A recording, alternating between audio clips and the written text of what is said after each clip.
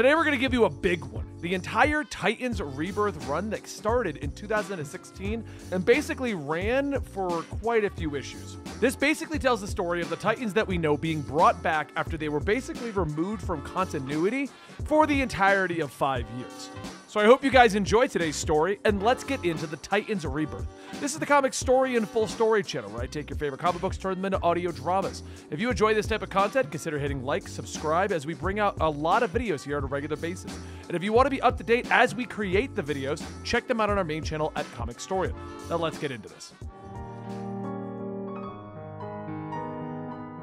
To set this up, it takes place way back in the 80s, and during this period, Dick Grayson has given up the title of Robin, but he hasn't quite become Nightwing yet. Tara Markov has joined the Titans about a year prior to this and proved herself to be a valuable ally to the heroes in their battle. And the Teen Titans themselves, well, they're still referred to as the Teen Titans, and the team is currently Cyborg, Raven, Starfire, Gar, and Dick Grayson. But the Teen Titans, they are known for their friendships, their loyalties, and their trust for each other. And while they enjoy a little downtime with Donna taking photos of Starfire in her new bikini, Gar and Tara are watching, and Gar, in his usual fashion, asks the golden beauty that is Starfire, will she let him marry her and have 128.5 kids? She laughs it off, telling Gar that he's silly, and Tara asks Donna who she works for with this whole photography thing. She explains that she's freelance and asks for a moment while she walks into the darkroom to develop a photo shoot, and a photograph is taken. The group has a nice meal with Donna and her fiance while everyone discusses the upcoming wedding. Starfire comments how Raven doesn't quite want to be a bridesmaid, and Donna says that Raven is a bit shy about these things. Then she turns to their newest member, Tara, and asks her, "Would you like to be my bridesmaid?" Tara is taken back, and then Donna asks Dick if he'd be willing to give her away at the altar. He's also surprised, but he agrees, and everyone happily ends their meals by bringing Dick back to his apartment. And as he walks in, a photo is taken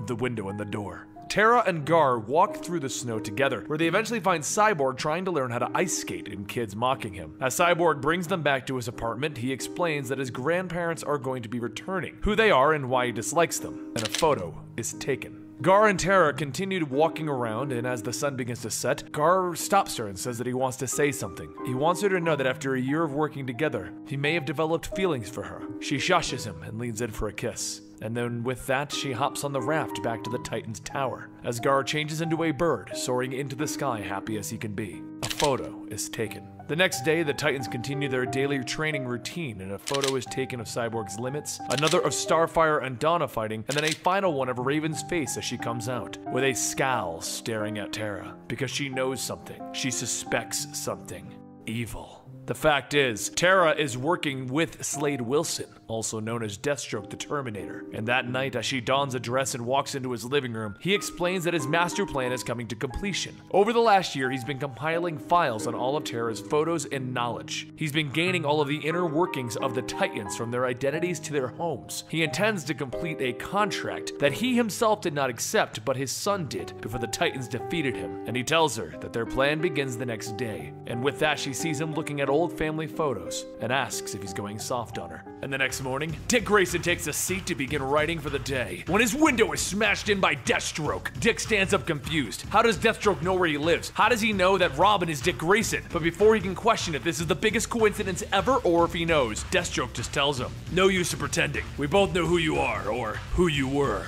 Dick throws a punch that Deathstroke catches, and he spins Dick around, throwing him into his desk. Deathstroke then throws the entire desk out of his way as he walks up on Dick Grayson, telling him, "You know I could beat you. I wanted to rip you apart, but I won't unless you force me. The contract with Hive says to bring you in dead or alive." Dick knows that he's beat. Deathstroke is known for his superhuman strength, reflexes, and agility, so he only has a 1 in a million shot, and he needs to take it. He runs at Deathstroke at full speed, allowing Deathstroke to swat him away like a fly, and that 1 in a million shot paid off, as Dick is thrown out the nearby window and he begins to tumble 4 stories to the ground below. He takes off his leather jacket and he uses it to slow his fall as he dives into a dumpster. He then hops out and begins to hobble away because he just ended up twisting his ankle. Deathstroke takes a shot from the window, but with that many civilians, he knows that he can't get Dick Grayson, and he leaps out of the window to try and give chase. But Grayson quickly ducked into a group of joggers where Deathstroke loses him. Deathstroke then thinks to himself, he's gotten sloppy. But why has he gotten sloppy? Is it because this whole job makes him uneasy? Or is it because he teamed up with Tara for this? That girl isn't in it for the money. She's full of hatred and can't be controlled. And with that, Deathstroke takes off to head to the meetup location with Hive. Dick Grayson hobbles off, realizing that this is bad. No one responded to his Titan's watch, which means no one got the message. Did Destro kill them already? It's the only reason they wouldn't be here. The first thing he does is go to Starfire and Donna's penthouse to see what happened there. But as he enters the wreckage, he already knows it is too late. He looks down at a card and he quickly puts together what happened. Corey must have gotten a package which she assumed was from Dick, and then she opened it even though something probably felt off. The item inside hit her like a ton of bricks, filling her with energy to absorb until she overloaded and exploded.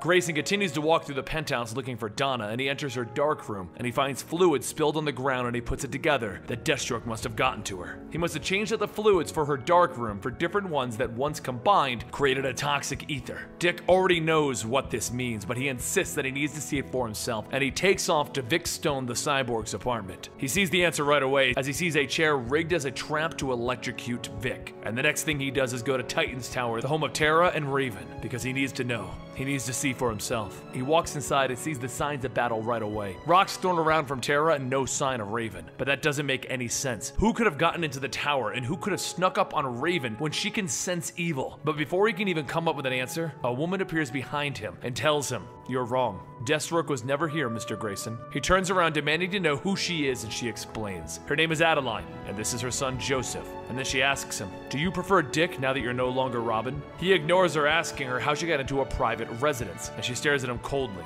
"Mr. Grayson, your friends did not fall to Deathstroke. He captured them, and he was never here in Titan's Tower. Terra defeated Raven because she is in fact working for the Terminator. Raven didn't react because she didn't think Terra was attacking, and she must have assumed that it was just training on another level. Terra despises the empath and swore to defeat her herself." Dick angrily looks at Adeline. "Terra couldn't be a traitor," and Adeline reassures him that she is in fact an enemy. She has been with Deathstroke since the very beginning. She was planted within the group to learn the Titan's weaknesses. Dick begins to storm off. "I don't believe you. Not yet. I haven't checked on Gar." He goes over to call Gar's mansion, and his servants inform him that they haven't seen Garfield Logan anywhere. But as they go to look for him, they find out that as he was signing fan mail, Deathstroke must have poisoned the envelope glue. So with his answer, Dick turns back to Adeline and asks her, "Even if it is true, how do you know all of this?" And she explains because Slade Wilson, Deathstroke the Terminator, was her husband. She explains that Slade Wilson was an overzealous soldier who did whatever the military asked of him. He was an army legend and she was his commander, and it was through his skill and prowess that she fell in love with him, and after impressing him with her own skills, they were wed. Their first son, Grant Wilson, was born as he flew over to Vietnam, and the reason that he gained his abilities is because of an experimental serum that he was injected with. It was intended to help him fight against truth serums. He was the ultimate soldier, willing to do anything asked of him, but the serum had adverse effects and it placed him into a coma. The military wanted to place Slade behind a desk now that they ruined him, but he refused, and as Adeline said, it would have been worse than death for him. The serum would grant him superhuman abilities at times, but other times would make him near comatose, so he started up a new hobby and began to learn how to hunt. Hunting gave him a new purpose, and while he taught Grant how to shoot and hunt before sending him off to military school, Adeline spent her time teaching Joseph how to sing. But there was something else that she never expected from Slade, and that was that he'd become a great host, hosting elaborate parties for the dignitaries where they would go to the side rooms to discuss the elaborate hunts. She should have known that something was off, but it wasn't until they were attacked in their home did she. Armed men charged into their home where Adeline managed to fight them off, but Joseph was captured. Slade must have gotten news of the event because he returned home and demanded the return of his son. Then he dropped the bombshell on his wife, that he wasn't some famous hunter. He was in fact Deathstroke the Terminator, a world-class assassin. His abilities never actually left him, he just hid them in his day-to-day life. So he went in uniform to save his son, and Adeline insisted on joining him. The man who kidnapped Joseph demanded that Slade give up the information that he had, or he would kill his son, and Slade refused, telling him that his word was his bond. He threw a knife, killing the man holding his son, and then he killed the man who had threatened them, except the one who had had his son being held had already begun to slit Joseph's throat. Joseph ended up in the hospital, and his voice was lost. Slade never checked on him, though he did call to verify that his son would survive. But all of this was too much. Adeline approached Deathstroke as he was getting ready to leave for a mission and pulled a gun on him. While his reflexes saved him from death,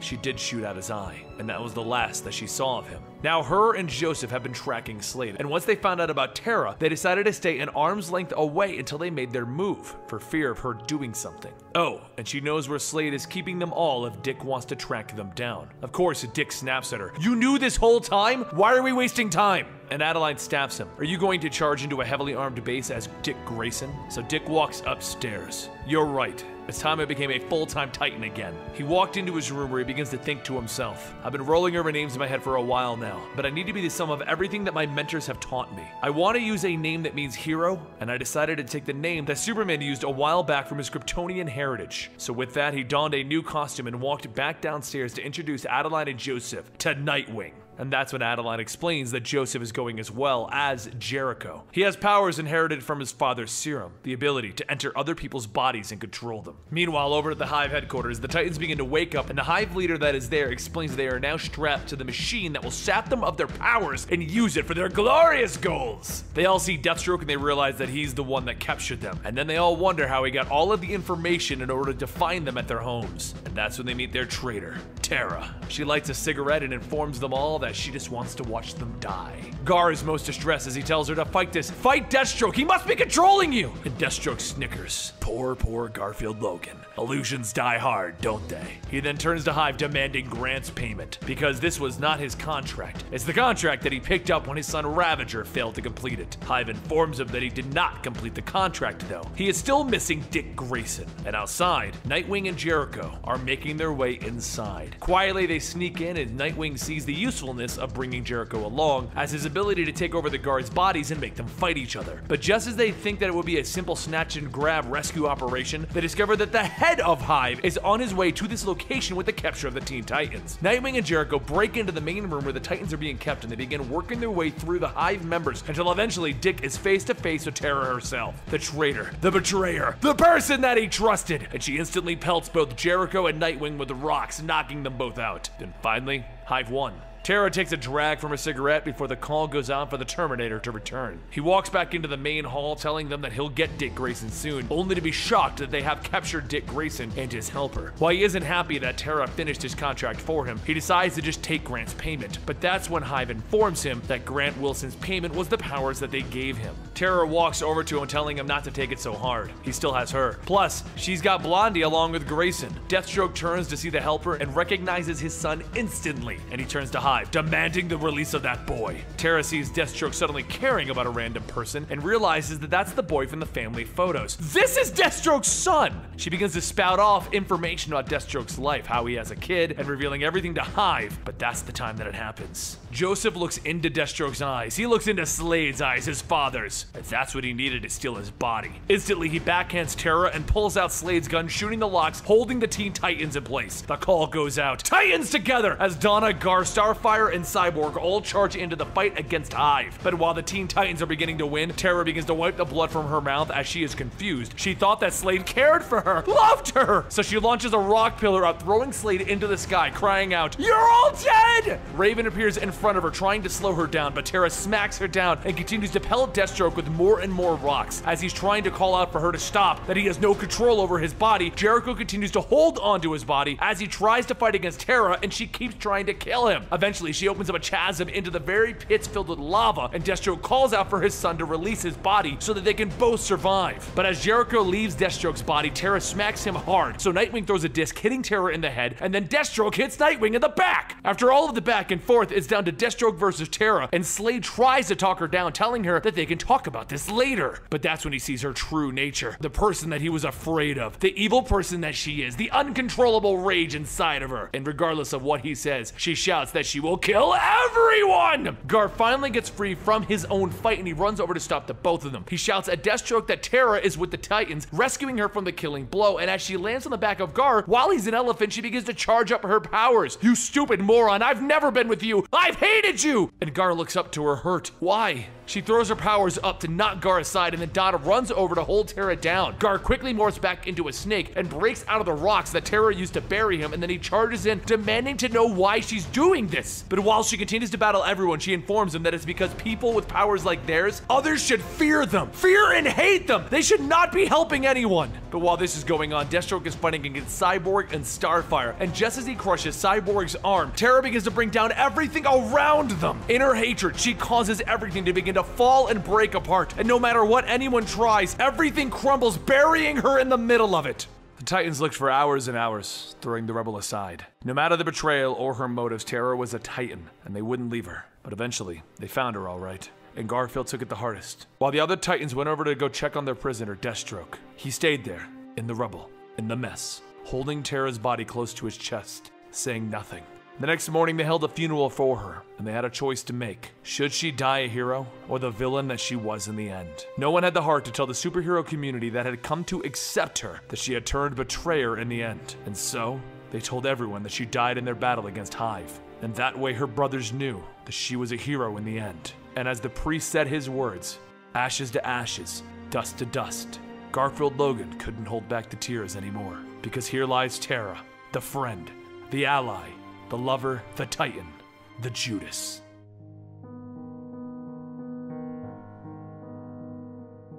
Roy Harper begins to travel through Oklahoma on his way to nowhere special, but along his drive he stops to look at the water tower. Something about it seems familiar, like it reminds him of a giant letter, almost like it was a T. But what could that mean?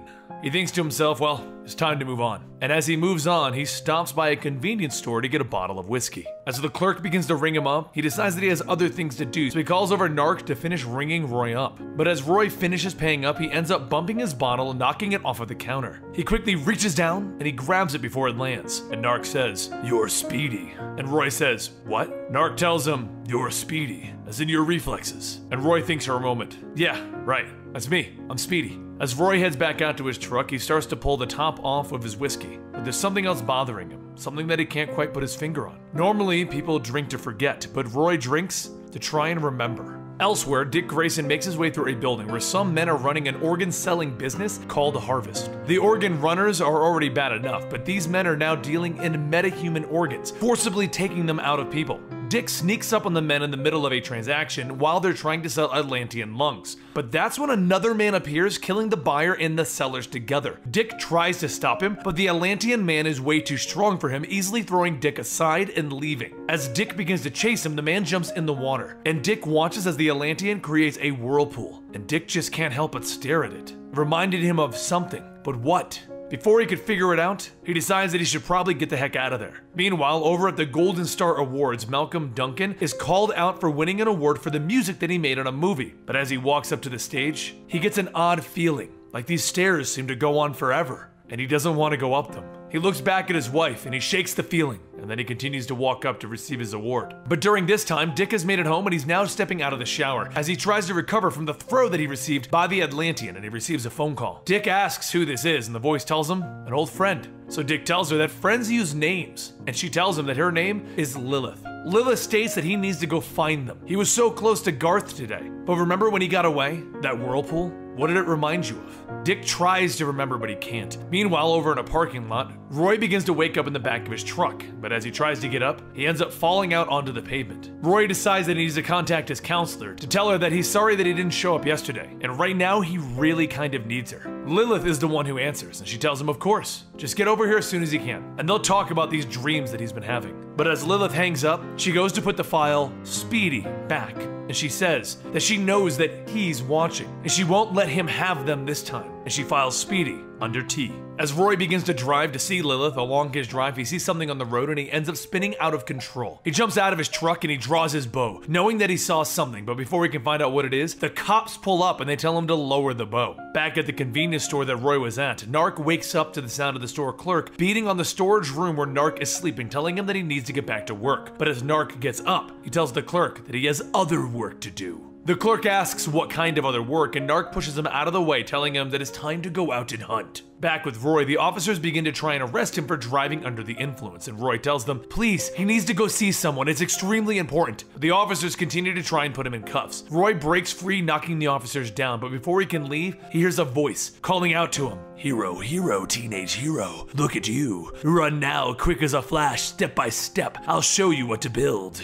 Roy asks, what is he building? And the officers tase him to the ground. The next day, Dick decides that he needs to get more information from that Atlantean. So he takes the lungs that he got from the Harvest deal, and he brings them to the shoreline, figuring that the Atlantean was able to track them before. He will probably be able to find them again. Dick has a seat and he listens to some music, and that's when the Atlantean leaps out of the waters ready to fight. Dick tells him that they need to talk, but the Atlantean won't listen and he starts swinging at Dick. He tries to fight back, but the Atlantean is far too strong. He then tells him that he will not obey land dwellers, but as the Atlantean holds Dick by the neck, a woman with a sword and shield tells him, oh, but you will. will. Over at Lilith's office, she sits and waits to hear from Roy, but while sitting there, she hears something else calling out her name. The voice tells her to go ahead, just let him in. And she tells him that she wants him to leave her alone. Leave all of them alone. The voice tells her that she can't keep them away. Now, she's just taking too long. Go ahead and call them. Make this quick. But Lilith tells it no. But the voice responds with, if you don't, I will visit again. Nothing can stop me this time. Back over on the beach, after knocking away the Atlantean, the woman begins to choke Dick, asking him to speak, and while she asks, he tells her, what does she think this is, a lasso of truth? She says no, it's just a cord, but then she lets it go and asks for Dick's name. He tells her that it's Dick, and she says that that is most unfortunate. She then tells him that her name is Donna Troy, but Dick feels like he already knew that, like he's known it for years. But before the two can continue talking, the Atlantean charges forward towards Donna and Dick, and they both try to get away. Dick sees an old shack along the beach, and he figures that will do, but as soon as he gets to it, Donna goes through into the building with him. The Atlantean then walks behind them and he stops and he asks them,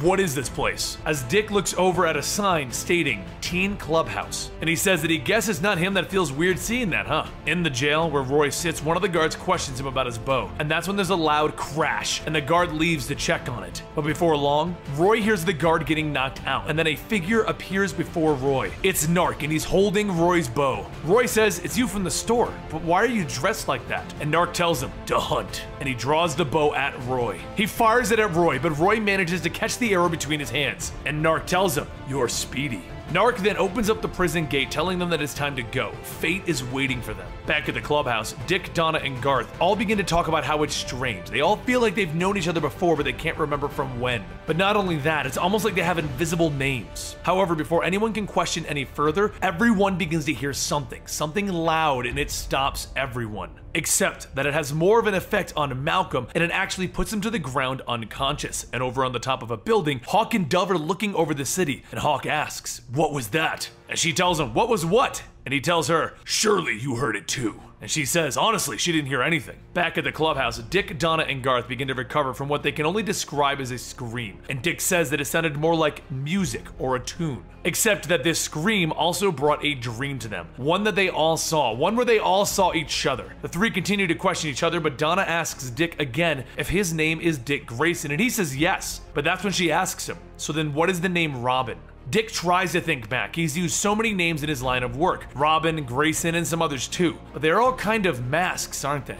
After hearing what happened to Malcolm, Malcolm's pregnant wife Karen rushes over to the hospital to check on him, but the thing is, he never arrived. And over in the woods, Malcolm begins to get out of the ambulance that he was just in. But the strange thing is that there's no one there. He begins to walk through the woods, but soon hears a voice talking to him. And the voice tells him that it's time to strike up the band. Make the noise! Then the voice begins to take shape in front of Malcolm. Malcolm tells him no, he won't do anything, but the figure tells him, oh, but you will! That darling wife of yours, that sweet unborn baby? Malcolm jumps at the figure, telling him that he won't threaten his wife and child, but as he jumps through the figure, and the figure tells him, you remember your old friend Mr. Twister, right? Alright, Malcolm, from the top! Malcolm falls to his knees, and he begins to sing. At the clubhouse, Garth says that something brought them all here, that clubhouse meant something to all of them, and with a snap of his finger, he can make it all go away. Dick tells him, yeah, about that, don't do that, help us instead. And Garth asks him, like a team? And Dick says, why not? There's something haunting us all. And Donna says, but it's all hidden, masked from them. And then it hits Dick again. Masked? Dick tells everyone to wait here, and he just remembers that he brought something from the cave when he was checking things out. It was like he knew that he would need it. And after 5 minutes pass, he returns, and Donna looks back and asks him what he's wearing. Dick stands there in his Nightwing uniform, and he tells them that whatever is stalking them is expecting a mask. So let's give them Nightwing.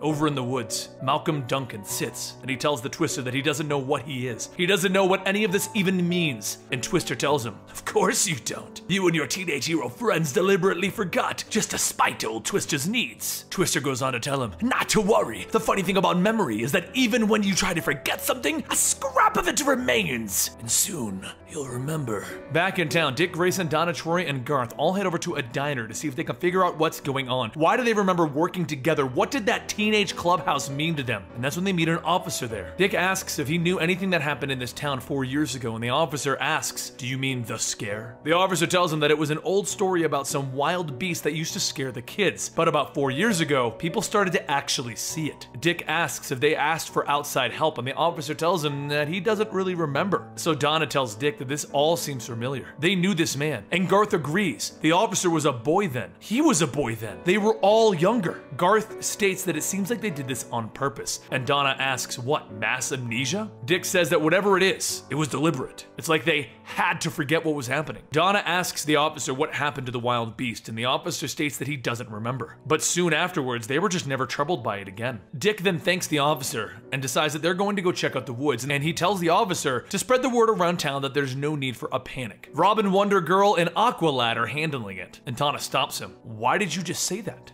Elsewhere, Roy and Nark are heading over to Lilith's office to try and figure out what's going on, but inside, Dove is already meeting with Lilith. Dove tells her that she's not sure what's going on with him. He's acting strange, and he's getting extremely angry lately, and he's even losing control, and Dove found out that he was seeing Lilith as a counselor. Lilith says that she can take a look, and she asks what his name is, and Dove tells her, Hank Hall. Lilith stands up and asks, is he here? And Dove tells her, yes, he's outside. In the office outside, Hank out of the blue stands up yelling, Hawk! And soon he changes into his uniform. Roy and Nark begin to open the door and walk inside, and that's when Hank jumps on the both of them, tackling them. Hank begins battling against them, and Lilith runs out to try and calm him down, but Dove tells her that she'll stop this, and she changes into her Dove uniform. But when Lilith sees this, she begins to collapse. Back at the hospital that Malcolm Duncan was supposed to arrive at, his wife Karen is sitting waiting to find out what's going on when she's approached by a man telling her that his name is Neil Richards, and he's here to help. Neil tells her that he has some questions for her. Does she know that her husband was on the original Teen Titans group, and that Malcolm was gifted with metahuman gifts associated with sound and melody, and that he was known as the Herald, and that the original Teen Titans ceased to exist after their battle with a monster named Mr. Twister? Karen, of course, has no idea what's going on, so Neil explains that Mr. Twister is back, and he wants every one of the Teen Titans, including Karen and her unborn child. Over in the woods, Dick and the group travel until they find a strange group of rocks, but as they get closer, a giant creature comes bursting out, knocking all of them away. Over on top of Mr. Twister's tower, Mr. Twister tells Malcolm that it's time. You need to sing with the right song. The universe will open itself up like a door. And Malcolm tells him he doesn't want to. And Twister tells him, tough, you're going to need to anyway, so sing!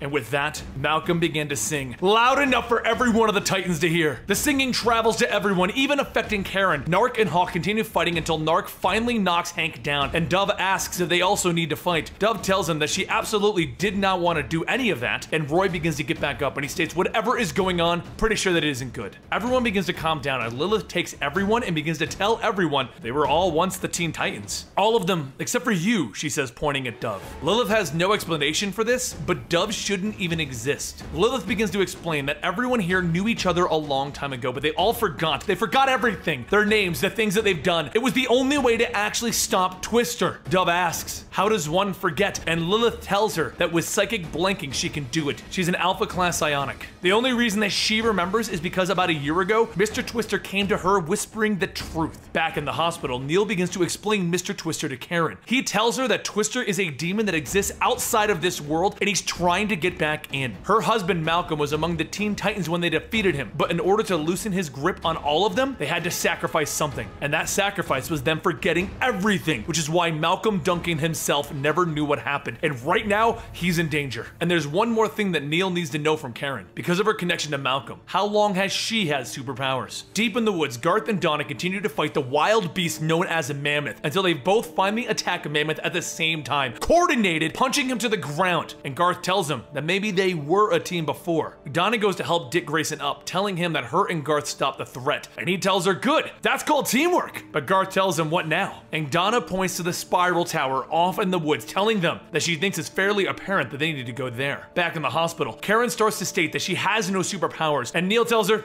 good, and if you'll excuse me for a moment, I have to make a phone call. Outside, Neil calls in, telling a person that things have gotten too far advanced. As a moderator moderator of Diablo, he's issuing the sanction order. They need to eliminate the Teen Titans. Back over in Lilith's office, Hank tells everyone that he doesn't understand. Someone died? And Lilith says that Twister has been selective of the memories that she's gotten back. Dove mentions that Lilith did state that she wasn't supposed to be here. Maybe there was another Dove? But before anyone can respond, an explosion goes off, throwing everyone to the ground. Lilith states, "Oh no, no, no, no, they're coming for us!" And Roy asks who. She tells them Diablo, because outside, a man asks Honeybun if she's ready. And she says that she's ready, Daddy! Let's go hunt some Titans. Hawk steps out to confront Honeybun and Daddy, and that's when Daddy uses his car to shoot beams that cause another explosion, knocking everyone back. Honeybun then walks through the rubble, telling Daddy to bag up the trash, and Daddy tells her anything for his Honeybun. Then his hand begins to change into a gun! Honeybun walks into the room that everyone else was in, and she begins to choke Narc. But this is stopped when Roy shoots her in the arm with an arrow. She then pulls the arrow out, showing her arm is actually mechanical. And soon her skin begins to fall off, and once it's all off, a robot is standing there firing missiles at Roy. Roy and Lilith begin to run outside, and Roy asks, "What is that girl?" And Lilith tells him it's an experimental combat chassis strike droid. And Roy asks, "And what about the lady bits?" And Lilith tells him that that is just camouflage. Honeybun is one of Diablo's agents. So Roy's next follow-up question is, okay, what's Diablo? Lilith asks him, would he believe that she hired them to help her with Twister? Back in the hospital, Neil comes back to see Karen and points a gun at her. Neil tells her that he is with a group known as Diablo. They are here to stop Twister, and there's only two ways to do that. Either they stop him while he's weak and save the Titans, or if he's past the weakened state, then they're gonna have to kill the Titans, which is sadly what the current scenario is. But as Neil fires his gun at Karen, she shifts from one side to the next, dodging the bullet, and as Neil asks what the hell, Karen blasts him through the wall. Back at Lilith's office, Daddy stands over Dove, ready to kill her. And that's when Hawk jumps in, beating on him and launching him. Then Hawk begins to help Dove up, and the two of them fly off to lead Daddy away. As they're trying to get away, Daddy quickly catches up in his car and he spins out, cornering Dove. And then he asks her if she's ever fought mech magic before. That's when the car he's driving begins to transform into a mech, and Daddy points his guns down at Dove. But before he can fire, Hawk comes flying in through the mech, ripping out parts of it, taking out Daddy. Back in the office, Honeybun begins to choke Roy, but Lilith manages to stun Honeybun long enough for Narc to charge in with a spear, piercing Honeybun and killing her. Roy, Lilith, and Narc begin to regroup, and Lilith tells them that they need to get Hawk and Dove and leave now before Diablo can send in more agents. Lilith goes on to state that if Diablo has resorted to killing them, then everyone here should know how bad the situation is. But Roy states that they haven't even done anything. And Lilith agrees, you're right, you haven't done anything, but you're not the only Teen Titans. Back at the Spiral Tower, Dick and his group make their way to the top where they find Malcolm beaten and bloody, telling them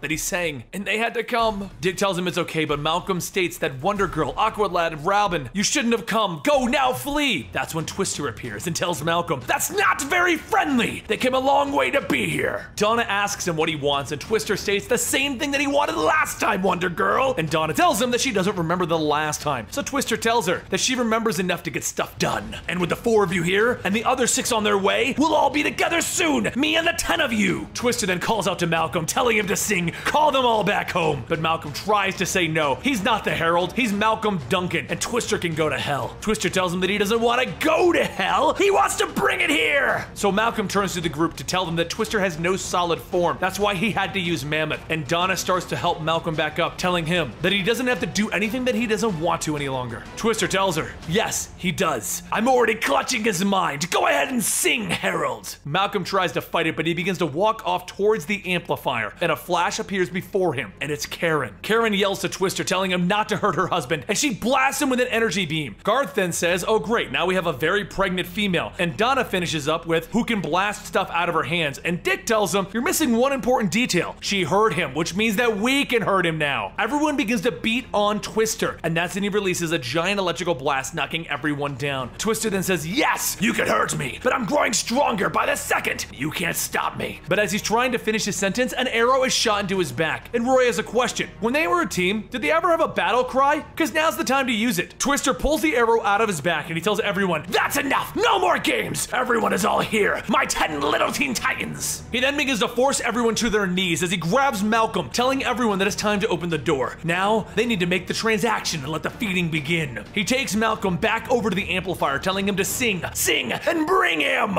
Dick then asks Twister, what are you talking about? And Lilith tells him that the thing that Twister Twister serves that he's been trying to bring here for years. Lilith states that Twister had once corrupted them all before, and the only way that they could have stopped him is if they forgot who they were. But Twister tells everyone that now they remember. That makes them all bound to him, all of the Teen Titans. Soon the portal begins to open above and something begins to crawl through it, and Dick tells Twister that he has no hold on them. They are not the people that he thinks they are. Twister tells him, "Sure you are. You're Robin. There's Wonder Girl and Speedy." But Dick stops him, telling him, "No, I'm Nightwing." And then Roy stands up stating, "I'm Arsenal." And Garth states that I'm the Tempest of the Seas. Narc then stands up and says, "I am Narc, because Cave Boy was a stupid name anyway." Twister then tells everyone, "That's clever, being all grown up, but there is still one that I control. Isn't that right, Hawk?" Hawk never changed his identity, meaning Twister still has the power over Hawk. Dick tells him that they're not the Teen Titans anymore. They are the Titans now. And as Hawk begins to lose control over himself, Dove tells him to fight it. But behind them, Dove begins to change into the original Dove, the one that died. And he tells Hawk, "You could beat this, brother." That's when Hawk remembers that Twister killed the original Dove. Hawk remembers it all now, and he tells Twister, "I hate you so much for that." And he punches Twister through the chest. Dick then calls out to the Titans. Now's their chance, and everyone runs in and they begin beating down on Twister. And Lilith yells that they have to close the door. So Dick tells Malcolm to sing something else. Malcolm begins to sing one of the theme songs from a movie that he worked on, and slowly the portal begins to close. But while it begins to close, Narc grabs Twister and throws him through the portal, letting it close around him finally. Without the threat present any longer, the group begins to regroup, and Karen tells them that they need to go back to the hospital now. And Malcolm tells her that he's fine, but she says, "No, not you, me." And realizing what's happened, Dick calls out yelling that he needs a flyer. Later, everyone goes back down to dinner to finally relax, and Dick returns telling everyone that he just spoke to Malcolm and Karen and the baby are doing fine. As Dick begins to sit down with everyone, Garth mentions that Roy was stating that they should formalize this team or do something. And he goes on to state that it's just an idea though. Dick says it's a good one, but there's something that's still bugging him. Twister said that there were 10 of them. Dawn replaced Dawn, the original Dove. But who did Karen replace? The officer in the diner tells everyone that it looks like a real storm is getting close, and Roy asks if it's Twister. But the officer says no, it's just a regular storm. But the thunder and lightning are almost here. Almost like there's a flash.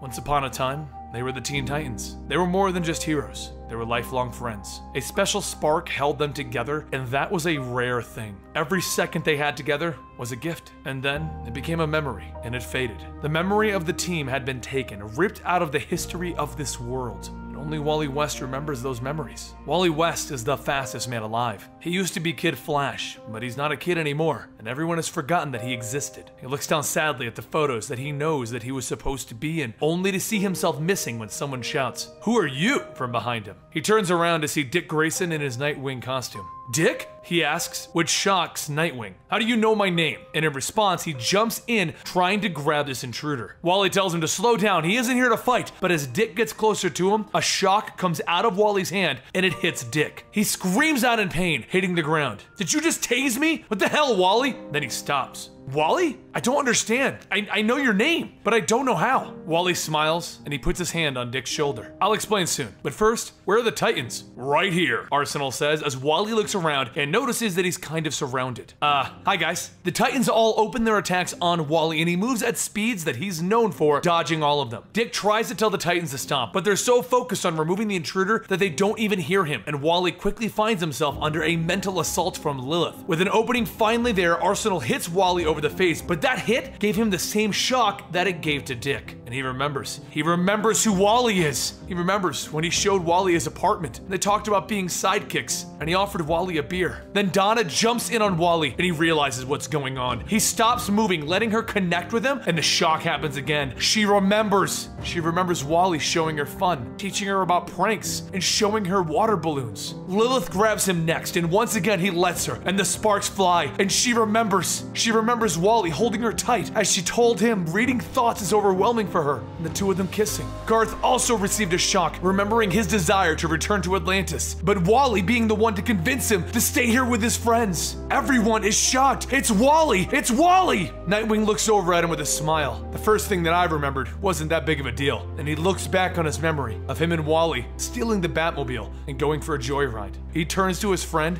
and he tells him, "We miss you, Wally.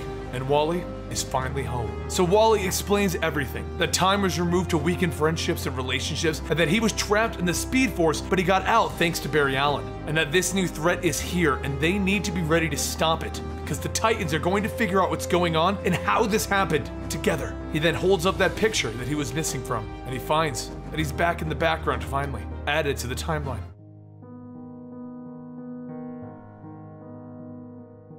Roy Harper managed to avoid any mask-related work on Christmas. But New Year's Eve? That's a different story. Donna tells everyone that Grayson's hunch was right. This whole rampage was to steal some Star Labs devices. Grayson tells everyone not to worry. As fast as they are, these two will never... Subtle.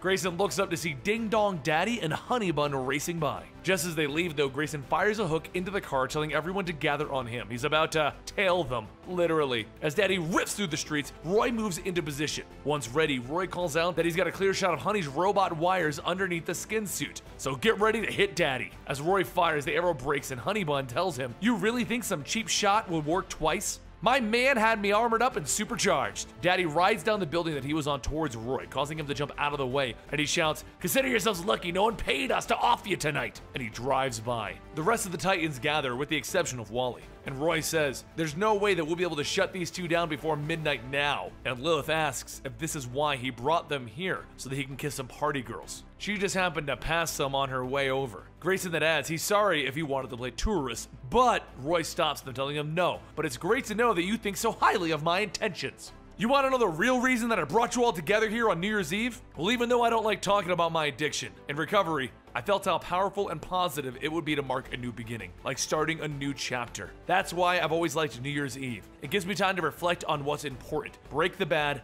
focus on the good. I just wanted to celebrate a fresh start with everyone.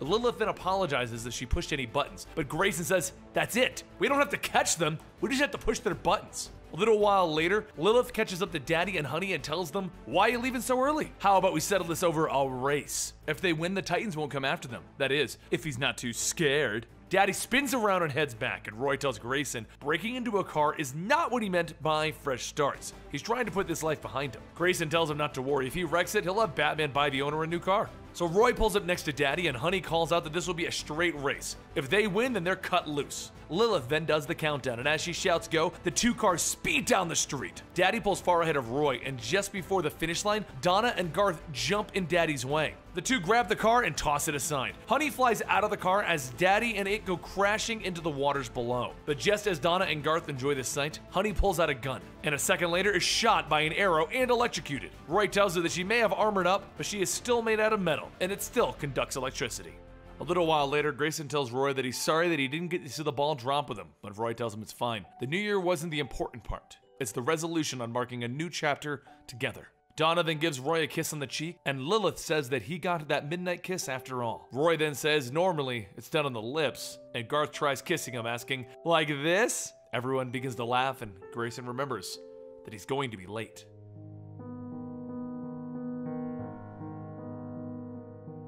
Wally West, the original, is now going by the name The Flash on the Titans, and while the Titans believe who he is, they know that they need to solve the mystery of where did he go and how was he removed from their memories. How did all of this happen? So now he sits down with Lilith Clay, also known as Omen, as she reads his mind. She tells him that she's picking up on a powerful name within his mind, Linda Park. Wally explains that before all of this happened, the loss of 10 years and him going missing, Linda was a girl that he knew from before. The Titans joke that Wally has a girl in his mind while they're trying to save the world, and Nightwing even tells him that maybe he should build new memories with her. But what they don't know is the reason why she's so important to Wally. Linda Park was the woman that Wally West was married to before all of this. They even had children together. Roy tells them that he should get her off his mind by reaching out to her, and Wally says that he tried that already. He did it during the Rebirth issue if you're curious. He also explains that it didn't go well. He just scared her. The Titans keep trying to figure out a plan, and they find what they can in Wally's mind until eventually Omen picks up something in Keystone City. Wally is not the only individual awakening in this new time with old memories, as a magician falls to the ground at a children's party and yells out in pain.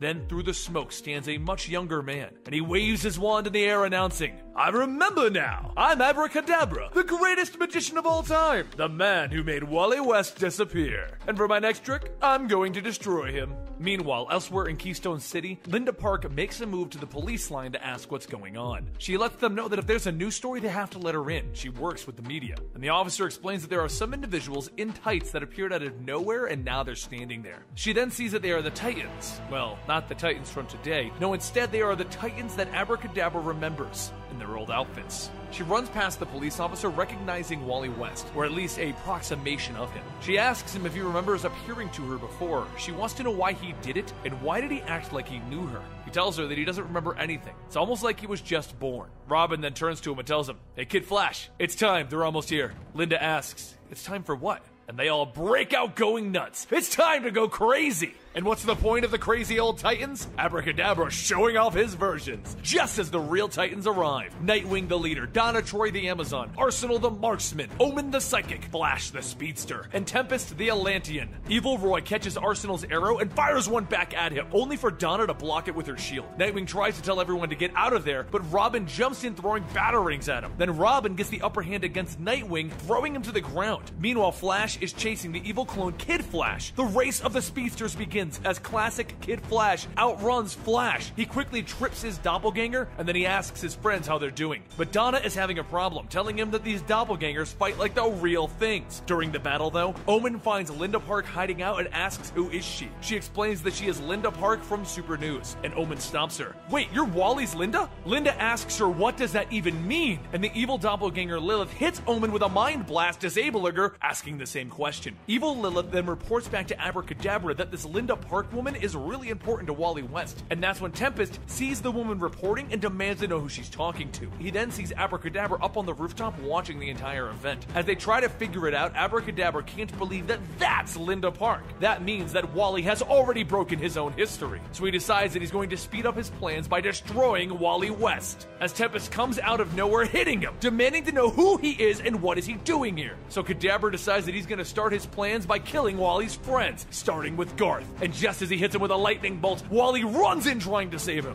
Everyone panics as they assume Garth is down, but it turns out that Wally was just fast enough. And he turns to Kadabra asking, "How do you know me? Because most people have forgotten me. Because I made sure that they would. I was the one who wiped you from time and recollection. My greatest trick ever." Wally's eyes begin to charge with lightning as he gets angry. You did this to me? For God's sake, Kadabra, what did I do to you?"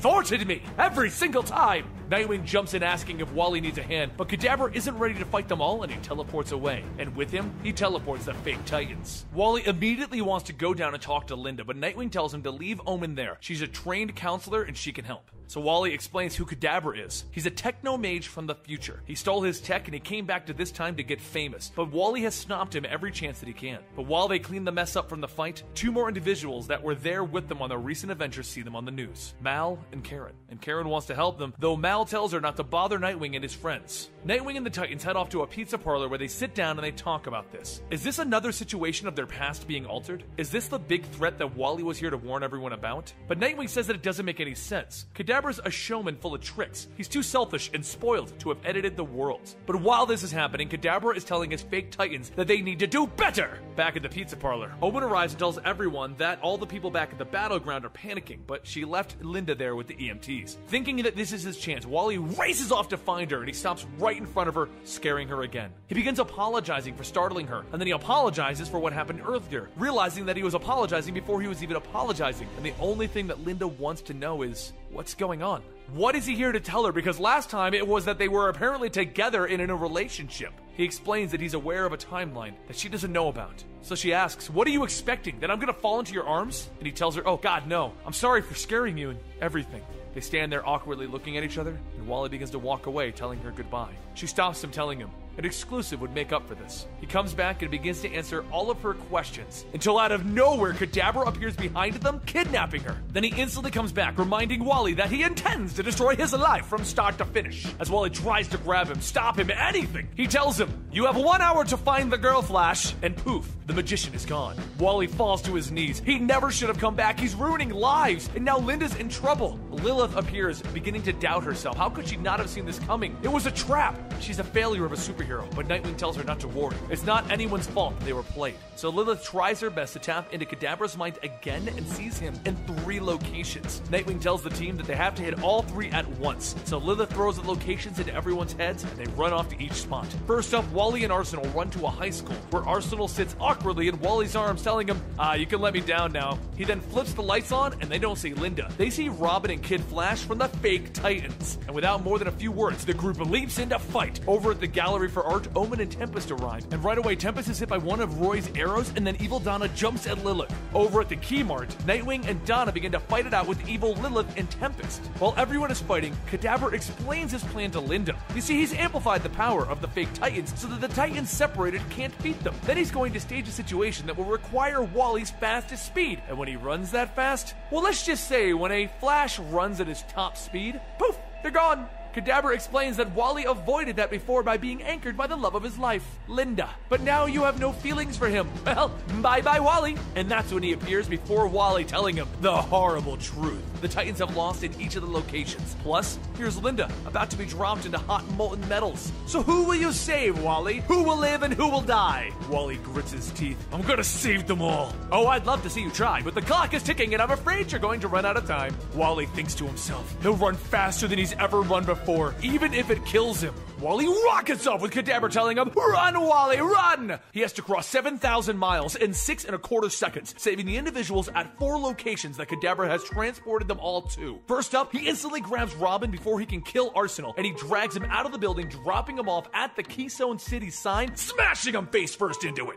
Wally continues to follow the psionic connection that Lilith made for them to get across the country, going faster than he's ever gone before. He begins to think out his plan. In Metropolis, the fake Speedy's arrow is already in flight, covering 300 feet per second, but the fake Lilith can cook her enemy in a millisecond. She has to be priority 1. How fast does he have to be to make this? Faster than a speeding bullet? Faster than light? Faster than magic? And as he rockets across the country, Kadabra uses his magic to keep up and whisper into Wally's ear, telling him that when he threw him out of the time stream, the spell backfired and he removed himself as well. But when Wally came back, he opened the doors. He brought back people who shouldn't be here. While Wally is debating what is happening, he zooms through the area where Donna and Nightwing are and he cracks both the fake Lilith and the fake Garth across their faces, leaving Nightwing asking if that was even Wally. He doesn't even stop though as he thinks to himself, 3 seconds left. I have to stop the arrows from the fake Arsenal and get Linda off of her burning rope. But one thing that Kadabra didn't account for is that all of that time in the time stream did something to Wally. He's more in tune with the Speed Force than ever before. And he speeds faster than light as he catches the arrows and ties up the fake Donna and Roy, and he keeps going. He begins to see nothing but a blaring white light of speed as he thinks to himself, Gotham, Linda, run! The rope burns through and Wally runs over to the molten metals to catch her and drop her off. She turns around to see Wally, but she doesn't see Wally. She sees the Speed Force absorbing him, the lightning coursing through him, and he smiles down at her. I had to, Linda. It was you. She puts her hands to her mouth, gasping. What did you do? And he reaches out, asking her, take my hand. And then cracoom! He vanishes, leaving only his suit in the dust. And Kadabra stands up. At long last, Wally West, your time is up. Linda gets up demanding Kadabra bring him back and she hits him across the face. Kadabra then pops all of the Titans back here so that he can brag that he won after Wally saved them. And they all try to do something to stop him, but he blocks everything, telling them, alas, I have seen the future, and the one who could have stopped me is off the playing field. I win, you lose. Meanwhile, within the Speed Force, Wally is sitting there with Linda, not the real Linda, but the version from his mind, his past. She tells him that he has to go home. This isn't real. It's just in his mind. And he tells her that he wants to stay here. At least this version loves him. And the Linda in his mind tells him, maybe one day the other one will too, if you give her a chance. And Wally tells her, you're forgetting one thing. Even if I wanted to leave this place, I can't go back. There's nothing there to hold on to. Over with the Titans and Kadabra, Omen peeks into his mind, seeing potential futures and seeing everything that is happening. But that's when she sees that nothing is set in stone. She tells the Titans to attack. They can win this fight, and they begin to throw everything they have at Kadabra. But back in the Speed Force, the Linda there tells Wally that he needs to say it louder. He needs to focus on it. He knows what he can use to get back. And he says, the Titans are my friends. Then she tells him to focus on the good memories. Use that as his anchor. The times that they were there for him and the times that he was there for them. His suit returns and he hugs the Linda in his mind. The Linda from his timeline. I love you, Linda. I know. Goodbye. Run, Wally! Run! And in a crack, Wally runs out of the Speed Force and back into reality, hitting Kadabra. He looks at Wally. West? Impossible! You've undone my greatest trick! No, my friends did. They love me and nothing can keep us apart. Because love is real magic, the kind that you'll never understand. He then throws Kadabra into the open portal back into his own time stream. And everyone comes over to hug Wally, thankful that their friend is back. Wally explains that he threw Kadabra into the time stream to return him to the proper time that he's from. And then Wally goes over to Linda, and she tells him, do not involve me in this insanity again. But I do want that exclusive, so I'll be giving you a call. Everyone asks Lilith if she got something out of Kadabra's head, and she reveals that Kadabra may have affected Wally, but he didn't remove the 10 years from everyone's lives. That was way beyond his abilities. But when she was in his mind, she saw something that oddly stood out. A name. Manhattan. And while they're recouping and deciding where they're going to go next, an individual from their past is looking at them. An individual known as Slade Wilson, Deathstroke.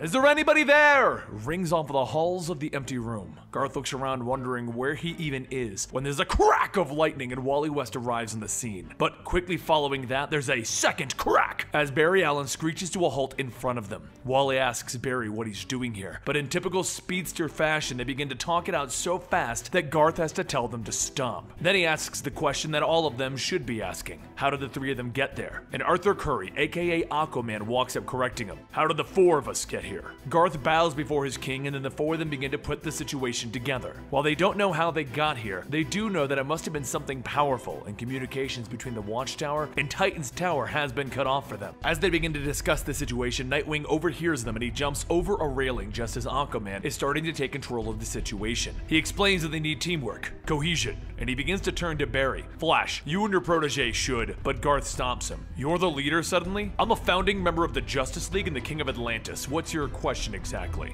Garth defiantly talks to his king. Nightwing is the leader of the Titans, and Aquaman without flinching turns to him. No doubt, but where is he the king of exactly? Nightwing takes a moment to break the tension, telling the group that they need to work together, and then he tells the Flashes to run off and check the area. Aquaman isn't too pleased as he turns to him. Did you just take charge? Weren't you about to suggest that, sir? Both Barry and Wally run off, but what they find is the Princess of Themyscira pointing the blade of her sword at Donna Troy. It's Diana, also known as Wonder Woman, telling Donna that she does not trust her. But Donna wants to know what's the matter with Diana. She knows her! How can she turn on her like that? Everyone walks into the room wanting to know what's wrong with Diana, but she asks the more important question. How do any of us know who we really are? If someone can abduct us, couldn't they in theory replace us? And Batman agrees as he's leaning in the doorway of that room. First intelligent thing that anyone said. What is really going on here? How could this have actually happened? Well, it's the key. He's brought both teams here for the purpose of straining their relationships. People know of relationships like lovers, friends, and allies. But what about mentor-pupil relationships? A mentor can pick apart a pupil's mind while a pupil can reveal the mentor's private self. They need stress so that they can break because he needs them to break. But back with our teams, Batman and his Aquaman try to reach out to marine life in the area, but it doesn't work, which means they are either many miles away from the sea or they are shielded somehow. Batman then tells the Flashes to get back to their reconning, and as they race off, Wally turns to Barry. Looks like the pecking order just changed again, and Barry informs Wally that when Batman's in the room, it always changes. But before they can get going, Barry stops him.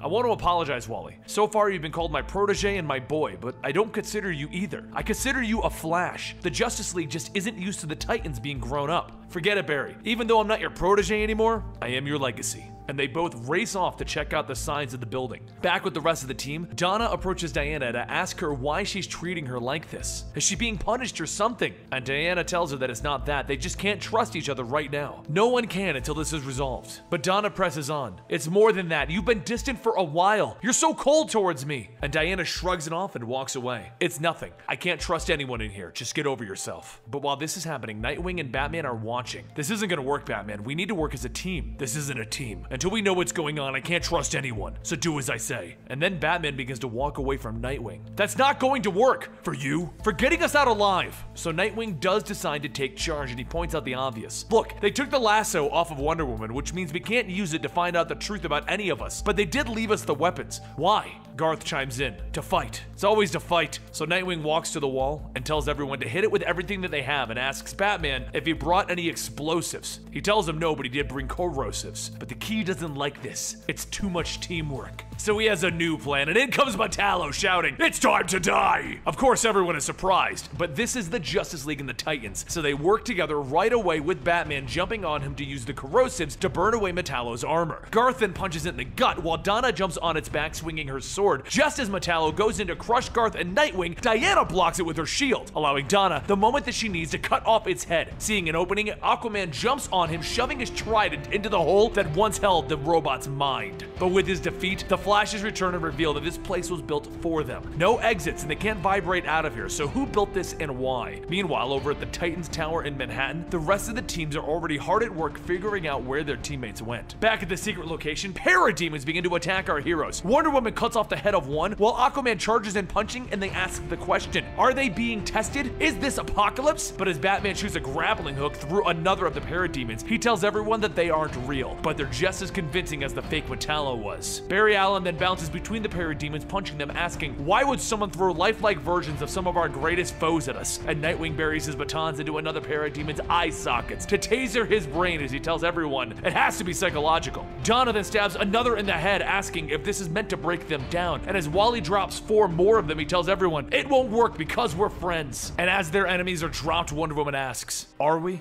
Aquaman agrees, and then Flash asks, why are we starting this again? And Aquaman points at Wally. You want an example? A few months ago, none of us knew that Wally even existed. Not even you, Flash. Flash grits his teeth, staring at Aquaman stone cold. I do now, Arthur, and you better watch what you're implying. Arthur snaps back. I'm just presenting an example. And Garth steps up to his king. Wally, Donna, Nightwing, and I are friends. This is the foundation of the Titans. We know each other. Aquaman retorts, we are friends as well. But Wally asks, are you? You're allies, comrades, but hasn't the League been founded on mutual respect and combined strength? Can you call yourselves friends in the way that we do? Batman stops him there. That's immaterial. There are 4 other relationships here. Nightwing confirms that. There are 4 mentor-proteges here. The idea of that makes Donna snap, though, pointing at Diana. Not all of us. We're not as close as the other 6. Not with the way you've been treating me today. I'm hurt by the way you acted. Garth grabs her, stopping her, but at that moment, Batman is fiddling with the Parademon's goggles, and he reveals something. His cowl reveals 8 heat signatures, but the Parademon goggles reveals that there are only 7 organics. Donna Troy's not human. Everyone turns to her, and Batman shouts, restrain her! Only to see Diana standing between them. This is Donna Troy, and she is not an organic in the way that the gadget can see. Then with pain in her eyes, she turns to Donna. I'm sorry, but I didn't want you to know this way, but you have to before they all turn on you. Donna Troy is not an organic human. She is clay brought to life with magical powers. She is a weapon that was created to destroy me. We prevented that destiny and gave her false memories so that she could live a stable life. You were made to believe that you were a human child orphaned and rescued by me. This stopped you from becoming a weapon, allowing you to become a hero, a Titan. Then Diana looks down, unable to face Donna. I'm sorry.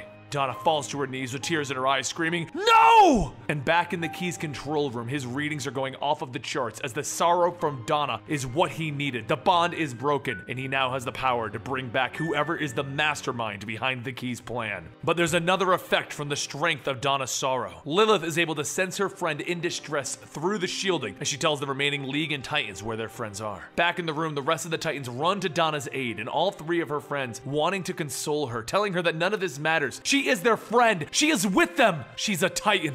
Key begins to panic because her sudden surge of sorrow is being calmed by her friends. He didn't get enough to free whoever is behind this. And at that exact moment, Batman, using the Parademon goggles, sees the surge of power coming from the Key's control room. So with the strength of the League and the Titans, they break the walls down, revealing the mastermind behind this, the Key. But at that moment, a boom tube is also opened, and the rest of the League and the Titans arrive to aid their teams. Realizing that he's lost, the Key opens a door and he jumps through it, escaping before Superman can grab him. The teams all return to the Titans Tower, where they go over what actually happened. No one knows what the Key was doing or who he was doing it for, but Batman tells Nightwing to console Donna, and Nightwing assures him it's what the Titans do. Meanwhile, inside, Diana apologizes again to Donna. She was doing what she thought was best, but the Key is actually stuck in between the dimensions, between the doors, telling whoever is stuck in there with him that he can make it work next time. He can do this! But whoever was behind it obviously isn't too happy, as the doors shut and we see him screaming.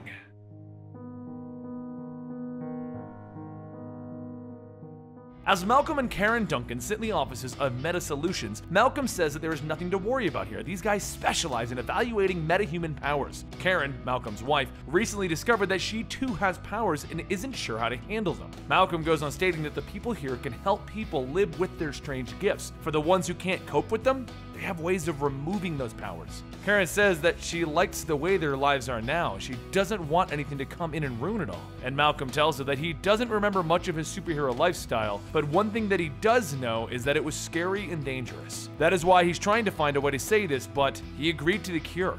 His powers are gone. Karen shouts, asking, "What? And you didn't even tell me?" Malcolm tells her that he didn't want her to think of him as a coward. He just didn't want the horrors that came with it to screw up the wonders that they have now. He goes on stating that the people here are experts. They can help you control the powers or even cure them. But no matter what, he'll stand with her 100%. But before Malcolm can continue, a man introducing himself as Peter Simon welcomes the Duncans and says that he's the head of evaluation here. Please allow him to show them around. As Karen and Peter walk around the facility, Peter explains that their facilities are cutting edge, and with the help of the generous benefactors, they can offer newly found metahuman solutions. These gifts are not a bad thing, but they're not necessarily always a good thing either. Karen says that Malcolm had his gifts removed, and Peter tells her that he was very brave to do so, very brave to admit that he is suffering. As the two reach Peter's desk, Peter asks Karen to tell him about her gifts, and Karen says that they just came out of nowhere. There's like a little energy inside of her buzzing around. It feels so powerful, and she can move really fast, and if she focuses that energy, she can create blasts out of her hands. It's exhilarating,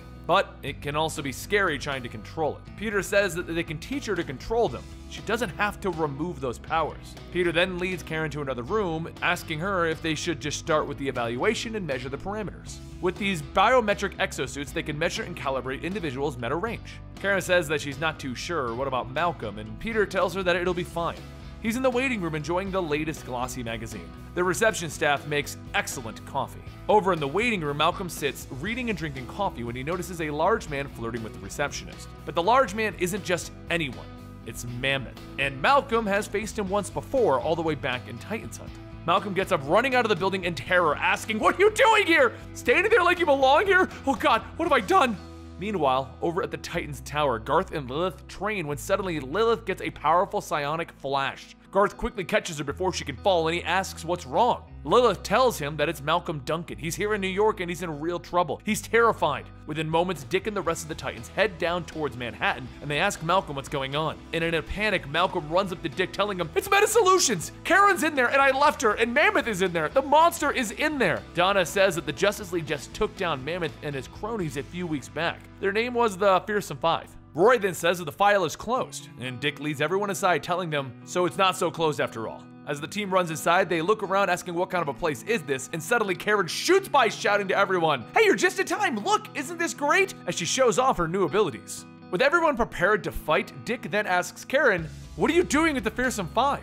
And Karen says that he's got the wrong idea. Mr. Simon works here, and these are his associates. Look at how she can fly now! Wait, what happened to your face? Simon steps forward, stating that he can explain all of this. There's no need for a conflict. Besides, the Titans would certainly wipe the floor with them anyway. He then points back to the others, saying that, like Mr. Duncan, his associates have given up their metahuman abilities. There's nothing fearsome about them anymore. Garth motions to Mammoth, saying that the last time that they met, things didn't go so well. Karen turns back, asking if he's the one who hurt Malcolm, and Mammoth bitterly regrets the pain that he caused Malcolm. He can assure them that he is a changed man. Simon then says to prove it, allow Omen here to read his mind to prove that they are telling the truth. Lilith does a quick scan and says actually she's getting a clean reading. He is telling the truth. Simon goes on stating that they've all put their gifts to ill use, and they've seen the error of their ways, and Meta Solutions has offered them a chance of redemption. The individuals here, known as Shimmer, Mammoth, and Jinx, have all taken the cure. As for myself and Gizmo, we now use our gifts for a positive application. Karen storms out, shouting that she will have no part of anything involving these people. Simon tells her to wait, but Dick stops him, telling him that's enough.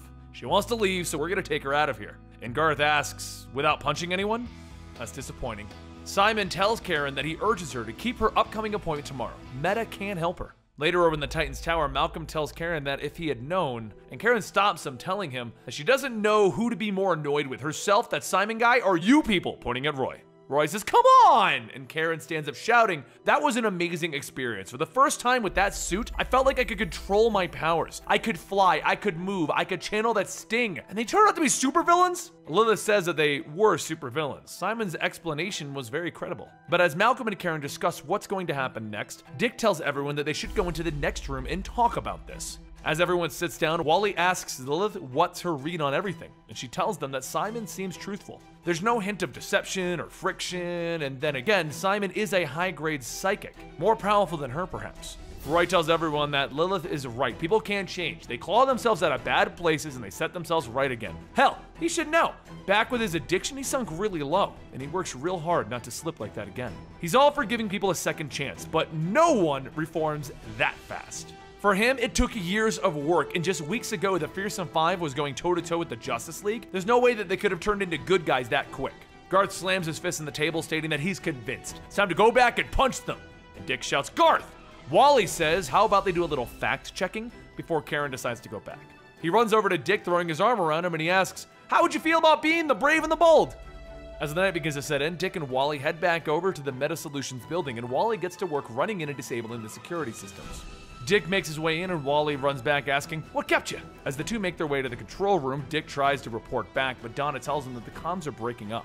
Dick tells Wally that it's probably because of the thickness of the walls. At least they should try to see what they can find. The giant computer lights up, and as Dick begins to read it, Wally says that some of the client lists that they have here. He then starts to read quickly through them and notices the name Tyler Went. Dick asks who that is, and Wally tells him that he was a guy that him, Roy, and Donna took down a few days ago. The police said that he had no priors in his past, and now suddenly he has these crazy powers. How could he have gotten them? So Dick brings up the obvious question. Meta gave him powers? And Wally tells him that it's possible. If Meta can take away powers, maybe they can deal them too. Back at the Titans Tower, everyone sits down waiting for a response from Dick and Wally, and Lilith says that she's not sensing any disturbances, but it is possible that Simon is blocking them if there is trouble. Roy runs out to the living room and it tells Malcolm and Karen that they'll be back. It's probably nothing, but they're gonna go check up on their friends. Just hang back until they return. As Roy leaves, Karen says that she doesn't like this, and Malcolm tells her that Roy seemed very confident. They are Titans after all. He'll just make them some coffee. And as Malcolm leaves, Karen looks over at her biosuit. Meanwhile, over at the Meta facility, Dick and Wally continue their investigation as they examine the biosuits at the building. Dick mentions that these suits are some pretty high-tech stuff, like Star Lab level stuff. And a voice then asks if they found what they're looking for, and as they turn to see who it is, Mammoth charges at them, telling them, "I would say you have." Mammoth quickly knocks Wally into the side, and Dick jumps into attack, and Mammoth tells him, "We lied. I still have my powers." Mammoth swings back, catching him, and tells him, "And then some. You should try them out for yourself." Back at the tower, Malcolm returns with the coffee and sees the suit is gone from the couch and Karen's missing. Over in another room in the Meta facility, Simon speaks with a group of hooded men, telling them that they will be delighted with their latest acquisitions. After studying Karen Duncan, they have found her to be the source of Alpha-class Meta powers. She could change everything. As for the Titans, they'll be dead in a few minutes. A short while later, Simon looks at the captured Dick and Wally, telling them that their comrades will be here soon, and when they arrive, they will be in for one hell of a... And that's when Roy and the others jump in, shouting, "Surprise!" As a blunt arrow hits Gizmo, Simon shouts, asking, "How did you get here? I was monitoring the whole building. I would have seen you." Lilith jumps at Simon, telling him that he's not the only one who can generate a psionic cloaking field. While Lilith battles with Simon, Garth takes on Mammoth as Roy and Donna try to free Dick and Wally. As Donna turns the handle, it doesn't move, and Jinx tells them that it's just how luck goes sometimes, which for them is bad luck. Roy pulls an arrow out of his quiver, putting it into his bow, but the string breaks, and he shouts, "How's a new string?" Donna throws her shield and mistakenly ends up throwing it into Roy's back. But before she can finish what she's saying, Shimmer separated the matter in the ground, causing Donna to fall through it, stating, "Oh, that was embarrassing. Bet you just want the ground to open up and swallow you, huh?" As the fighting between everyone goes on, the Fearsome Five begin to overpower the Titans. With everyone down, Simon says that they are done stripping everyone's powers. They will reduce them to dust so that no one will even know that the Titans were here. Karen's voice shouts that there's going to be one problem with that. She will know. Now who's first? Simon laughs, stating that she gets full marks for bravado, but they have easily taken down the Titans, so what can an amateur do to them? Lilith tries to tell Karen not to do this, but Karen grits her teeth, telling her, "I got this." All at once, the Fearsome Five try to grab and capture Karen, but she just buzzes around, avoiding everyone. She then shoots by, blasting Mammoth, telling him, "That's for my husband." Jinx charges a blast, but as she fires, Karen disappears, and she shouts, asking, "Where did she go?" It's not possible for her to escape. And a second later, a miniature Karen reappears before Jinx, telling her anything is possible, and she fires a blast into her face. Karen then begins to fly around blasting at everyone until Simon finally catches her in a psionic hold. He tells her that despite her size, he will pin her down, and because of her ruining their enterprise, something must be salvaged. As the hold grows stronger, he tells her that it is done. It is now his. A moment later, the hold is broken as Lilith punches Simon, telling him that sometimes it's not all about psionics. Lilith runs over to check on Karen, and Donna bursts out of the ground shouting, "Let's do—" Oh, it's over. Donna asks what happened, and Lilith says that Karen happened, but they have to help her. Simon did something here. A few moments later, Malcolm runs in, partly wearing some of Dick Grayson's costume, shouting, "I'm here for you, Bumblebee!" Oh. He looks around asking if anyone could explain what happened, and Donna tells him that his wife just single-handedly took down the fearsome five all by herself. Malcolm runs over to Karen asking if she's alright, and she says that she's fine. But have they met? Malcolm says that it has to be the mask, and Karen's smiling, saying that she's not trying to be rude, but she doesn't remember him at all. The following morning at the Titan's tower, Roy asks how she is, and Lilith says that physically she's fine, but Simon took something from her. The engram that he removed from her ripped a chunk of her identity away. She doesn't remember Malcolm or that she even had a baby. Wherever Simon sent the engram, he must have done it telepathically. Roy says that it must have had some value to whoever the freaking five were working for. Lilith tells him yes, whoever is right. But Dick and Wally are looking into it now. Elsewhere in the tower, Wally asks Dick if he found anything in the files that they've been scanning. He tells him, yeah, a huge client list, and that the meta business is worth millions. But after following the money, he at least knows who was backing them. Hive.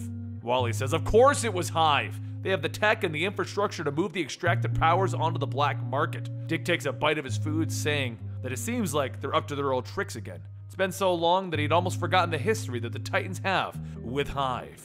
However, outside watching the tower, it's Deathstroke.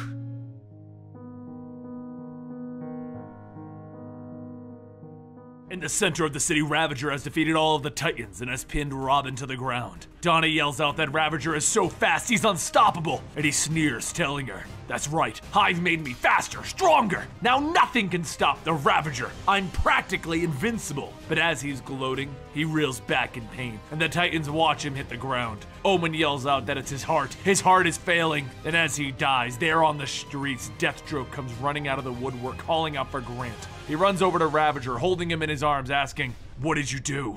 And Ravager looks at Deathstroke. "Deathstroke, did I get them? Did I kill the Titans?" And as he dies, Deathstroke holds him close. "Yes, you got them all." He picks up his son in his arms and he tells the Titans, "My son died here because of you, and someday soon, you'll all pay for that." Which now brings us to the current day with Deathstroke waking up out of costume from a surgery in which his eyesight was restored. That's the recent storyline for Deathstroke. He was rendered blind, and now that's been resolved. Wintergreen tells him that his daughter Rose is in stable condition, and Jericho is in rehab, but Grant is still dead. Deathstroke looks at Wintergreen and he tells him, "You kept calling out Grant in your sleep." Meanwhile, Wally and the Titans are fighting against an enemy when Wally finds himself out of place and out of time. He has no idea where he is, and someone calls out, "What's your name?" Wally tells him, "I'm Wally West and I'm the fastest man alive." But he quickly wonders why he answered whatever that voice was. The voice tells him to keep running, and while he tries to argue, he's shocked by a device on his wrists and ankles. Wally continues to run, asking, "Who are you? How did you swipe me in broad daylight with the Titans around?" And the voice continues, 300 miles per hour. Wally thinks about it. I know that voice. It's Deathstroke. He kidnapped me. And Deathstroke asks him, "Tell me about the Titans." Wally continues, "The Titans were formed in secret to prove to our mentors that— Stop making me do that!" And Deathstroke tells him, 500 miles an hour. "You vanished. Where have you been? Abracadabra threw me into the time stream, but you came back. I escaped from it. The Flash pulled me out, but I remember a different world. That's how I know you. Something or someone has changed history. Who? I don't know! I don't know!" Halt Treadmill. "Wally West, I have a deal for you. You were there when the Ravager died." "Yeah, that was years ago. The Titans killed my son." "It wasn't us, Deathstroke. Hive's powers are too much for him. His heart couldn't take it. I tried to save him, I tried, but I wasn't fast enough." Slade turns his head as he remembers the scene. Wally is strapped into another machine as he asks him, "Speed bends time. You and the other Flashes can time travel, right?" "Yes, but we won't because..." But it's too late. Slade turns on the machine and Wally begins to vibrate uncontrollably. "Slade, stop! Don't do it! I lost everything when I returned, and I struggle with the idea that I can go back and fix it. But I don't, because you have to keep moving forward!" Wally shouts as he breaks out of the machine, tackling Deathstroke. Slade ducks and dodges as Wally moves super fast trying to get him. But when he finally pins Deathstroke to a wall, Deathstroke offers him a proposal. Wally, help me bring my son back and I will stop being Deathstroke forever. No more costume, no more contracts, no more killing. Save one life and you save thousands. Wally's eyes go wide as he considers the offer, but then he turns away. I'm sorry, Slade. I can't do that. Slade pushes a button. I figured. That's why I have a backup plan. And behind the wall is the younger Wally West that was created in this new timeline. And he yells at the original Wally. Your name's Wally West? How can you be Wally West when I'm Wally West? Now, to attempt to keep things from getting confusing, we're going to refer to the original Wally West as Flash from this point on. The new Wally West will be Wally West. And for a short version of why there are two Wally Wests, well, one was introduced as a replacement during the New 52, but the original Wally West was recently brought back in the DC Rebirth. They're actually making this a plot point in DC Rebirth, as you can see. But if you're interested in his return, I will link DC Rebirth down below. Flash turns to Wally. Do not trust this man, he's Deathstroke. And Deathstroke responds by shocking Flash and knocking him out. He then removes his helmet, telling Wally that together they can fix what's broken. He just has to trust him. This is all to bring back his son and stop the villain known as Deathstroke. Let him be Slade with his son Grant. And Wally, not knowing the horror that is Deathstroke, as he is a new superhero on the scene, begins to consider it. Meanwhile, back at the Titan headquarters, their screen pops on, and Damian tells the Titans to meet the Teen Titans on the roof. Both of them are missing a speedster, and they need to figure this out. Both teams arrive to the rooftop, and Damian turns to Nightwing. You're a traitor! Since this isn't a smart way to begin a discussion, Donna grabs Damian, and both teams get ready to defend their own. But as Nightwing holds his hand up, Robin's right. I made a deal with Deathstroke. Let's not fight. I promise I'll explain it later, but first we need to figure this out. If Deathstroke has both of our speedsters, time is the key. Back with Deathstroke, he asks Wally to run with him, allow him to show him his history. He brings Wally to the hospital bed that Rose, his daughter, is in, to the rehab center that his son Joseph is in, and to the grave of his son Grant. He explains that it started with Grant, but if they can save Grant, they can save Slade's family. And if Wally agrees to help, it'll end Deathstroke forever. But Deathstroke informs him, you already did when you ran with me, Wally. You've already helped me. Meanwhile, the Teen Titans and the Titans move forward because of a tracker that Damian placed onto Wally. The Teen Titans were a little weirded out to discover that Damian has trackers in all of them, but it apparently has now paid off. As they enter the hideout, they find the Flash unconscious, and they wake him up. As he wakes up, he shouts, we have no time! We have to stop Slade! And that's when Slade runs into the room with a cook-a-goom! He informs them as he stands in front of a defeated Wally that the Speed Force is now coursing through his icon suit. I have all the time in the world. Slade Wilson, aka Deathstroke, now has Speed Force-based powers by draining Wally West of his powers with the icon suit when Wally ran with him. Slade runs off with a cook-a-goom! And Flash gives a chase. Leave me alone, Flash, I mean you no harm. The deal is still in place. Deal? What are you talking about? As they get faster and faster, Slade explains that he stored the energy of Wally West to give him this speed. And as for the deal, well, he made that with someone else. A long time ago, Dick Grayson rode up to where Deathstroke was, and he was shot up by an onslaught of rubber bullets. Deathstroke had just learned that he had a daughter named Rose, and he knew that she would need care and training, so he made an arrangement with Dick Grayson. If Dick Grayson and the Titans could train Rose to have the morale and the values of a hero, he wouldn't kill any of them. The Titans would be off the table. Deathstroke and Flash run at increasing speeds through the snow-filled plains until Deathstroke stops with a whoom! Your speed is your singular advantage, Flash, and when facing someone as fast as you, the playing field is leveled. Deathstroke is ready to draw his sword. Here, in bullet time, we're the same. Two men about to fight it out. I'm a trained killer, but what are you if you aren't the fastest man alive, Flash? Leave me to what I want to do. Flash thinks about it, and he runs away. As Deathstroke watches him, he comments, yeah, I thought so. The Titans and the Teen Titans are trying to figure out what to do while Damian lays into Wally about giving his powers to a killer. Meanwhile, Flash has a plan and he runs to Jericho, the other son of Deathstroke, to ask for help. Jericho has an odd assortment of powers, from telepathy to being able to control others. But after asking him why Slade is trying to do this, Jericho explains that Slade will never accept the death of Grant. Nightwing then calls up the Flash, telling him that they have a plan and everyone needs to meet at the site of Grant's death. So Flash brings Jericho along for the ride. Elsewhere in the time stream, Grant is running, trying to get ready to fight the Titans when Deathstroke appears in front of him, and he takes his mask off, hugging his son. Finally and at last. But once Grant realizes that Slade is his hero Deathstroke, he freaks out. Slade was a horrible father who treated his kids like dirt to make them manly men. Slade tries to talk him out of his actions, telling him that they do not need to fight, they can become a family again. And Grant yells at him that he'll prove his worth. He has the powers now gifted to him by Hive. He'll defeat the Titans. And Slade knocks him out. Just because he wants to be a dad again doesn't mean that he suddenly gained patience. Crap, this didn't go any better than my first 2 attempts at correcting the timeline. I'll just go farther back into the timeline and fix this even earlier. And crack-a-boom! He runs off again. Back in the current day, the Teen Titans and the Titans are now arriving at the location that Grant died. And with that, Flash and Jericho arrive. Jericho explains that he is Grant Wilson's brother. He has Slade Wilson's other son. And Nightwing asks Flash the status on Deathstroke, and Jericho chimes in, informing them all that Slade is currently in the time stream trying to alter things. Meanwhile, with all of the confusion going on and Damian being rather pissed off that Wally let Deathstroke gain Speed Force powers, Wally was left behind, and Jackson Hyde, Aqualad, was just forgotten about. Wally tries to call up Barry to get him involved and ask for help, but he ends up just getting his voicemail.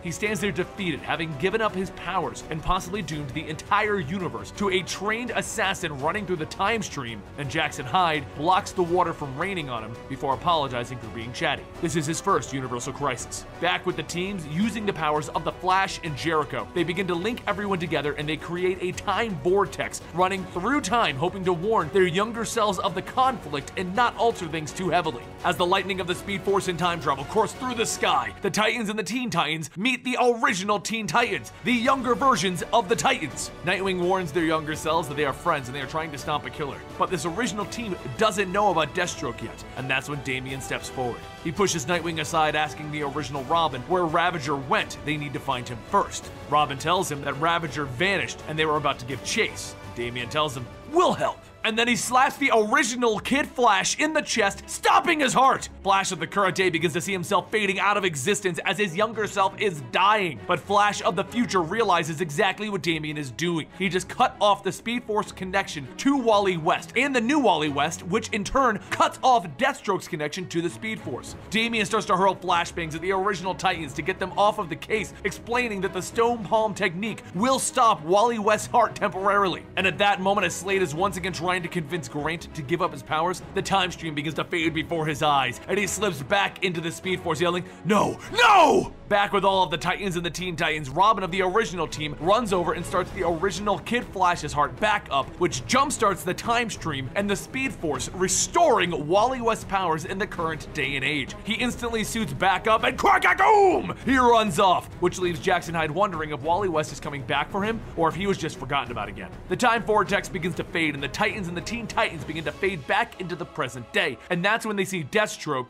with speedster powers standing on top of some cars, telling them, "You are dead! You took my son again!" Beast Boy sees his powers and he asks Damian, "I thought you said you cut the cord to the Speed Force." And Nightwing tells him he did, but somehow Slade is now tapping directly into the Speed Force. He doesn't need the Flash's powers anymore. Deathstroke looks at him. "Yes, I'm tapping directly into it, and I have the power to wipe you all out of existence. But first, I'm gonna go save my son!" And crack-a-boom! He runs off again. Jericho falls in behind him. "Pop, you have to stop this. This is crazy." And Slade ignores him. "I can feel it. The power that the speedsters tap directly into. It's like nothing that I've ever felt before." Jericho tries to warn him. "Pop, you're approaching light speed." But it's too late. Deathstroke is running faster than Jericho can keep up with as he shouts, "I will save Grant! Crack-a-boom!" Back at the current timeline, Flash tells everyone that it's over. Deathstroke has entered the Speed Force, and when you enter it, there's no returning. It's the afterlife for a speedster. Everyone agrees that it is technically a win, but that's when Wally West runs over asking how they can call themselves a hero if they are going to let someone die. The argument begins. Deathstroke is a killer, and with super speed, he is a threat to the entire universe. He's not dead, but he's trapped, and it's better than he deserves. But Wally asks, what do we deserve when we behave like him? He runs off into the Speed Force to save Deathstroke. Flash yells for him to stop, telling everyone that he doesn't understand. Once he goes in, he won't know how to get out of the Speed Force. Nightwing stops Flash, though. "Don't chase him. We lost you before. We have to make sure that you can get out. We're gonna build you a rope. Lilith can link us all together and we can use that as a way to get you out." But Damian refuses, telling everyone, "Deathstroke is a killer. I'm not about to support saving him." With him separated from the group, everyone else combines, and Flash runs as fast as he can. He enters with all of his friends talking inside of his head, wondering if Wally even has an idea where he is going. As he goes deeper, he begins to fear being lost again, entering with no exit. and Deathstroke with the Speed Force. How insane is this? He's about to fight the greatest assassin in the world with his own powers. He already ran away from him once because he didn't know if he could do it. His fear then bounces back through the mental link and into the empathic member of the team, Raven. She screams out in fear, creating a shaky link with the Flash, and as the link is fading, Flash begins to panic about that! At that moment, Jackson Hyde leaps out of the water to see everyone in a telepathic trance, and Damian standing there snapping his fingers in front of Raven. Hey, Raven! Jackson then asks, what's going on? And Damian informs him that Raven is the link holding everyone together, and she's losing the link. All of their mental states are with the Flash, and if he's lost forever, they will all be lost forever. Everyone shouts in Flash and said that they need to abort, they need to fix this, and the Flash informs them, it's too late, we're going in! Jackson tries to help Raven, but she doesn't know him, but she does know Damian. He walks forward as stubborn as ever, and he pats her on the head. There. Jackson is shocked. Seriously, dude? Raven, Rachel, it's me, Damian. You're safe. No one will hurt you. Not on my watch. Come on, Raven. Your friends are waiting for you. And once again, crack-a-boom! Wally, Flash, and Deathstroke all fall out of the Speed Force and back onto the ground from which they left. Damian draws his weapons. This leaves us where we started. Deathstroke! And he looks at him, ready to fight. But Deathstroke draws his sword. Everything. You damn kids cost me everything. But there, inside of the Speed Force, I saw things that no man should ever see. Awareness on multiple planes all at once. And now it's all gone. My link to the Speed Force, my past being fixed. Everything. But Deathstroke should die here as well. So I'm done. Deathstroke is finished. I quit. And with that, Slade walks away, ending the fight. The epilogue for this tale goes in 3 directions. Due to allowing Deathstroke to gain powers and almost ending the entire universe, Damian fired Wally from the Teen Titans. For the Titans, Flash now has a pacemaker from his heart being stopped at a young age, and he should never run again. And Slade feels that it's time to do his own thing, to be a hero, lead a team, maybe a team like the Titans.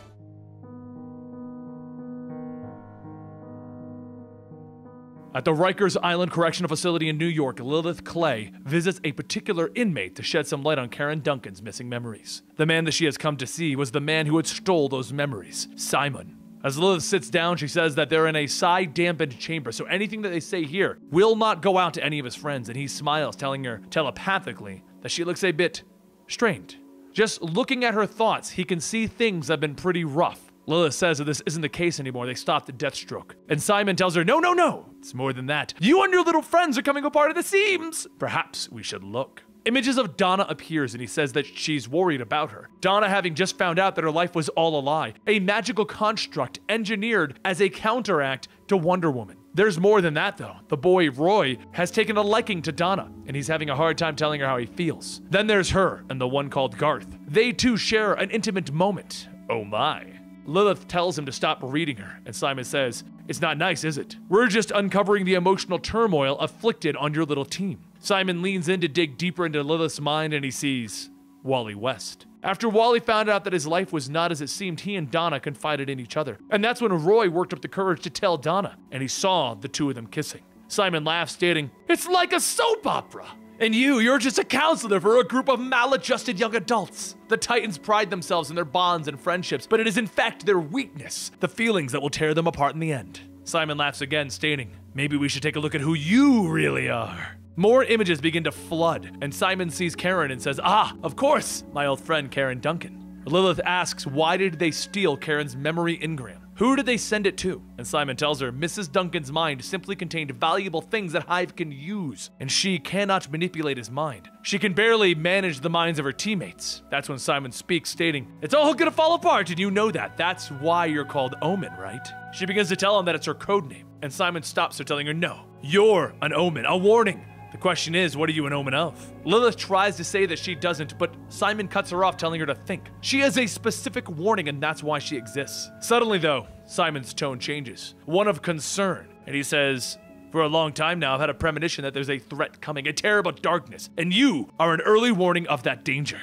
However, I was wrong in when it was coming because it's already here. It has been for a long time. And as warnings go, you have come far too late. Lilith tells him that these are all just mind games, a cruel attempt to destabilize her. But before she can finish, Simon slams his fist on the table, shouting, you're deluded! Everything you need to know is right there in your mind and you refuse to see it. Lilith says that they're done here. and she gets up to leave, and that's when Simon goes on. He yells, "You need to take a look! A long, hard look, and you'll see that I'm right. The darkness is already here. You must look deep into your mind." She stops in place, seeing something, and then sees an image of the Titans, defeated. And Simon's voice rings out telling her that one of them isn't who they seem. One of them will betray the others. The images fade, and then Lilith looks back at Simon and he tells her she already knows who it is. Lilith smiles and says, "Alton Laboratories," and Simon asks, "Wait, what?" She goes on telling him that she may seem less powerful than him, but her techniques are more subtle. She has given him scraps about her friends and personal troubles to keep him occupied. In doing so, she was able to take what she wanted. Hive is holding Karen's memory engram at Alton Laboratories. Simon gets up shouting, "You are very clever indeed, but you are still no match for my powers. No one will hear you scream when I burn your brain." With a powerful psychic blast, Lilith knocks Simon to the ground, breaking him from his cuffs, telling him that the thing about her being less powerful, well, that was a lie.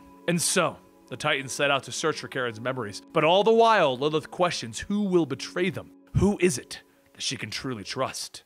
Later at Alton Laboratories, the Titans begin beating down the Hive agents, and a scientist walks out during the fight asking, "So, what seems to be the problem here?" Dick Grayson tells him that they're here for Karen's memory engram, and the scientist says that he doesn't know what they're talking about. It's a government facility. Lilith says that he's lying. He's Hive. They're all Hive. The soldiers that they just spent the last 10 minutes hitting are all dressed in Hive combat gear, and the scientist looks around and says, "Oops, haha, guess we're busted then." So Dick asks him, "Where's the engram?" Karen shouts that if he didn't notice, there's 7 of them and 1 of him, and the scientist says, "Oh dear, I am outnumbered." Hive mind. The computer responds, "Yes, Mr. Binder."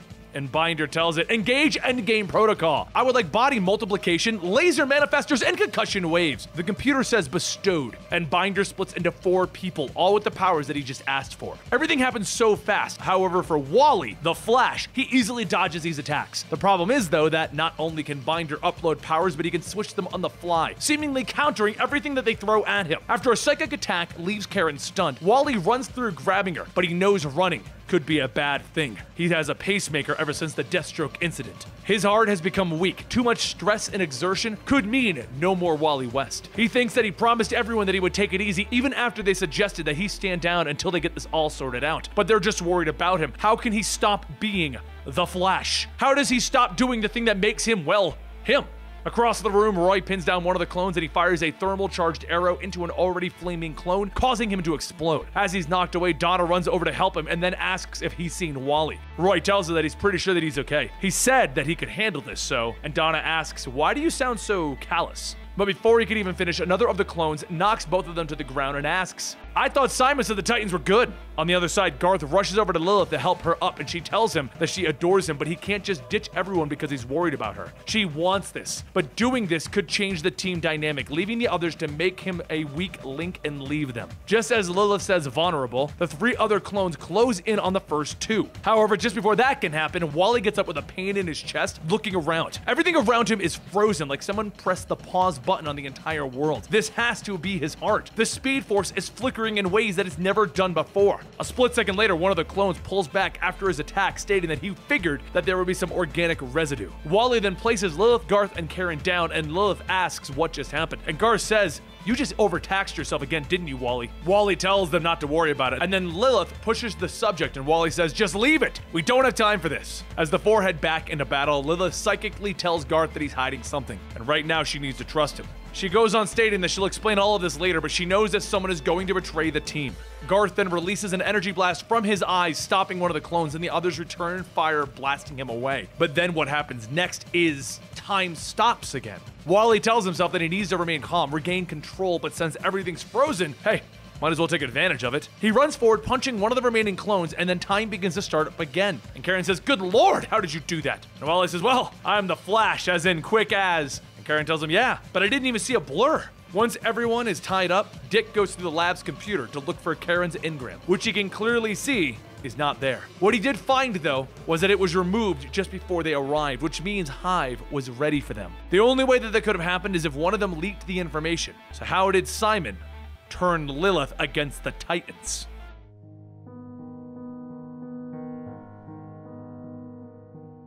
Later that day, the Titans find themselves in a pizza fish wholesale storage, fighting the magically invincible Trident 3. But no matter what the Titans do, their attacks have no effect on the Atlantean girls. The three shout to Garth, telling him that they love him. He should just return to the ocean with them. And Lilith asks, so they're in love with you? And Garth tells her, no, well, maybe. I trained with them in the Silent School years ago. And Lilith says, wait, the Atlantean College of Magic? Were you? But Garth stops her, telling her, yes, a student for a while. But those three were expelled for abuse of the craft. However, there are things that led up to this fight, namely an incident that occurred 8 hours prior. At the Titan's Tower, Dick Grayson brought up the discussion that Lilith could be, in fact, a Hive spy. Garth begins to get visibly angry about that thought, and he tells Dick Grayson that he needs to choose his next words very carefully. He was the one who kept the Lazarus contract with Deathstroke a secret, but before Dick could even argue back, Lilith breaks up the two of them, telling them, look, we think that Simon may have gotten into you, and yes, that is possible. However, one thing in the interview that he mentioned was that one of them would betray the team. While everyone begins to argue over who withheld that information, Wally steps up, telling everyone, come on guys, all of this fighting is gonna give me a heart attack. Everyone stops, and he simply looks at them going, too soon? And both Roy and Donna tell him, way too soon. Dick then tells everyone that he borrowed some equipment from Spiral. It's a device that scans individuals and runs an analysis and reveals any deep conditioning or mind alteration. Each scan takes about a day to process, so until they find out who the spy is, no one goes in or out of this building. Garth tells him, fine, they'll do it, but he better order some pizza. A few hours later, Dick finishes up the last scan just in time for the pizza to arrive, and everyone begins to grab a slice. But the second that Garth bites into it, he spits it back out. He yells to everyone to hurry up and spit theirs out as well. The pizza has been poisoned. Roy continues eating, telling them all that it tastes fine to him. Garth shouts that it's because their surface-borne mouths can't detect it. It's stagfish venom, a rare Atlantean toxin, which now brings us to the pizza fish storage facility. Wally runs in, but the feeling in his heart returns and time stops again. As Wally tries to recover, time resumes, and Roy jumps in to save him, and he says that he's sorry to say this, but if his heart is an issue, he's gonna become a liability. Wally says that he's fine, but Roy tells him whatever. Guess that's how you like it, right? Playing things pretty fast, just like Donna. Wally tells him that he can explain, and Roy turns back shouting, I knew you liked her! What happened? The brush with morality made you think that you can just grab whatever the hell you want now? For those of you guys not tracking the situation, Roy has a crush on Donna, but he walked in on Wally and Donna kissing. Problem is, Wally's trying to get back with Linda because the timeline erased the fact that he was married to Linda Park. So, we just have more drama over here in the Titan's Tower. The two lunge at each other, and Donna grabs the both of them, telling them to stop. Are they really fighting over her? She then throws the two of them, stating that she really doesn't need this crap. She has enough going on just trying to figure out what she is anymore. Wally reaches out to her, telling her to wait, but Donna tells them that they need to get their acts together. They have bad people to stop here. After watching that, Lilith begins to think that this is what Simon said, they're fragmenting. What if she is the traitor? In an earlier video, we discovered that there's actually someone within the Titans who's going to be betraying them soon. The current running theory is that what if it's Lilith, because she interrogated an individual named Simon who can tap into her mind and make her think things or alter the way that she's thinking. In theory, she's more powerful than Simon, but what if he got in? Garth knocks one of the girls away, telling her that they all have their secrets, himself included. There are two things that he hasn't shared. One is that he loves her, and reluctantly, they now all reveal to the others, so everyone can get behind him so that they can deal with these problems back home. Garth then begins to gather energy, stating that it's been a while since he studied at the Silent School, and it cost him someone dear, so he turned his back on it. However, he's never forgotten the lessons, and he swore to never do this again. He then releases energy into a massive and magical attack, taking down the Trident 3. Garth turns to walk out, stating that they all now know his secrets. Summon the authorities. They're going to need specialists to imprison the Atlantean women safely, to administer the antitoxin. Later that night, Dick gathers everyone to go over the results, and notices that Lilith isn't among them. Back on Rikers Island, Lilith now sits with Simon, the individual that was patching into her brain, telling him that she wants more information. Simon tells her that there is a darkness upon them. She is the omen of it. The girl Clay will unleash destruction, and Hive is the only ones who can save it. Over at the tower, Dick gets ready to go over the results with everyone when he starts to read the results for himself, and he sees that someone has been manipulated. Himself. He then reports back, stating that he knows everything, and soon the Titans will figure out his role in all of this. So how should he deal with them? That is, until Roy enters the room holding an arrow to Nightwing's neck, asking, who are you talking to? Roy shouts for everyone to hurry up and get into the control room. He just found out that Grayson is the damn traitor.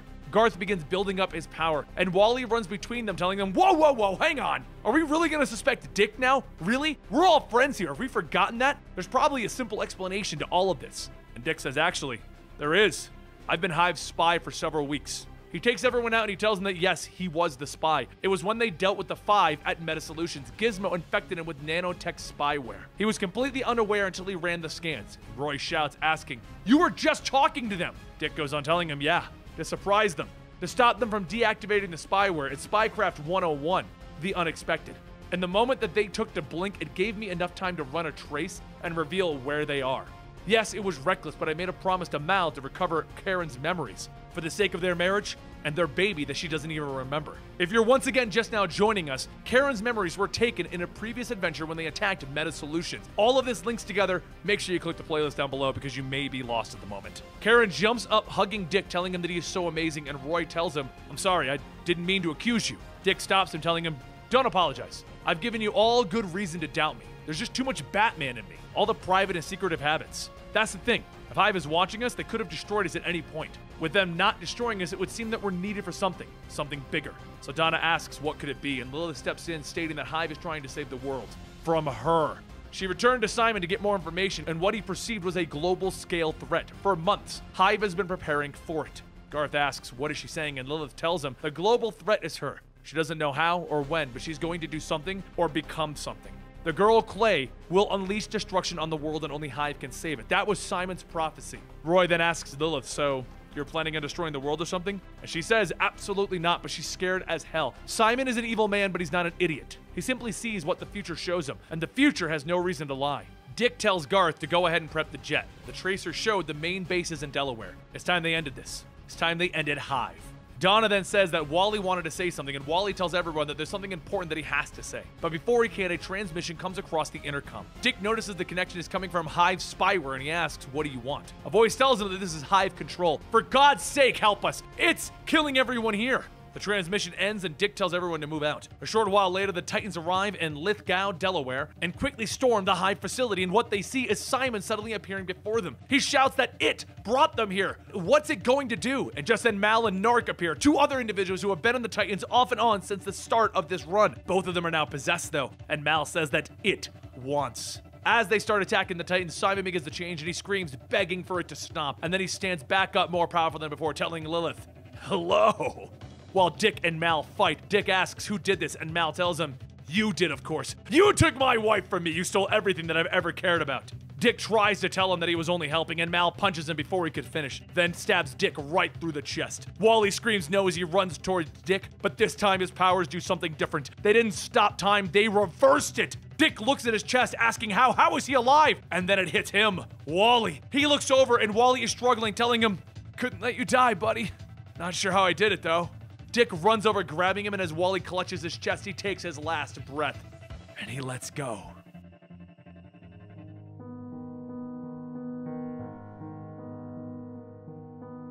Over in Central City, Kid Flash hears his name being shouted and it calls him to fall backwards. As he gets up, rubbing the bruise on his head, he tells himself that someone just called his name. Someone needs him. Back with the Titans, everyone gathers around their Wally, red-headed Wally, to see his heart has finally stopped beating. Dick Grayson slowly walks towards him, stating that he knew that this would happen. He should have never let him come. He has a pacemaker ever since the Deathstroke gaining super speed powers event, the Lazarus contract. Simon calls out that he should really grow up. Your friend is dead. So could we please get back to what really matters here? She is about to arrive. The individual that we have done all of this for. Set up everything to allow. Dick grits his teeth and he shouts to the Titans that it's time to stop these bad guys once and for all. The Titans all lash out in the anger of their loss, and none of them take it harder than Donna. Even though they're fighting against their friends, Donna does not hold back her punches. So much that Garth and Roy have to stop what they're doing to hold her back. But while the others try to calm her down, Dick goes back to fighting Malcolm, asking, who did this to you? Why are you being made to fight us? Dick pins Malcolm down and he says that she did it. For God's sake, just let her in already. Simon calls out to everyone that with the Titans' trauma, she will be given life. It is a slow and painful birth. But now all of her avatars can stand together and welcome her. There's another flash of light, and then from within it steps out the Key, the man who shattered Donna's sense of self, and Mr. Twister, the madman who nearly killed them in the early days. As the fight goes on, Kid Flash runs up to see the Titans jet and a violent maelstrom appearing over their heads. As he slows down, he stops at what called him out. Wally West, the other Wally, the dead Wally. When he looks up, he sees the Titans fighting with no clear sign of winning. And just as the villains start to gain the upper hand, there's another flash of light, but this time, it's a purple light. Everyone stops to look at the portal opening, and Lilith knows who it is. She is finally here. It was all of their pain and suffering that allowed the doorway to be opened. And now the one to betray them has arrived. Simon told her that it was herself, but she misunderstood when he said Clay. The person who's come to betray them all is Donna Troy. Donna stares, trying to figure out what it all means, but all she can do is tell the other Titans to wait, because she herself is Donna Troy. So who is it that stepped out of that portal? The future Donna hands her a mask to Twister, stepping down, stating that there is a lot to do, but first she needs to look into her eyes. Roy pulls back his bow, asking future Donna, why does she look like their Donna? And future Donna laughs, asking, who is Donna Troy? Dick snaps, telling them to answer the question, and future Donna says that her name is Troya, or at least that's the name that she's gone by for the last 1400 years. There were others before that, including Donna Troy, but there is a lot to take in. Batman? Dick steps forward, telling her that he's not Batman, and Troya laughs, stating, that's right, not yet. Give it about another 10 years. That's where it'll all start. And then Roy over there? So many nights of pleading about alcohol and drugs. Roy stutters, telling her that he wouldn't, and Troya yells back, stating, you said that every time! Right up until the end. Lilith steps forward, asking Troya if she claims to be from the future, and Troya says that she is. She should have seen it coming. As Omen, you will fail. Garth will be lost to his sorcery, and then after all is lost, suicide comes next. Troya laughs out loud, stating that it doesn't matter. In the end, everyone will die. Donna grits her teeth, telling Troya to stop, and Troya says that it's all okay. She has come here to help. Soon, all of your pain will be erased, and it is time to get all of that pain out of the way right here, right now, so that we can spare years of needless headaches. As Troya looks around, she sees Kid Flash, asking why he is here. And Kid Flash tells her that the Speed Force called for him. Troya says that it doesn't matter. Wally's death is a little different, but still the same result. Always pushing himself because his friends needed him, and what his friends really needed was for him to be alive. Troya looks back at Kid Flash, asking for his name, and he says, Wally West. So Troya tells him, you shouldn't be here. That is not in the timeline. How dare you pretend to? But before she can finish, Donna charges in, punching Troya down. As she gets up, she tells Donna that she came here not to fight, but if she must, perhaps they should get it out of their systems. As Dick and the others run back in to back up Donna, Troya's avatars quickly jump in to stop them. As the swords clash, Troya tells Donna that the one thing that they need to make sure is clear is that they are not human.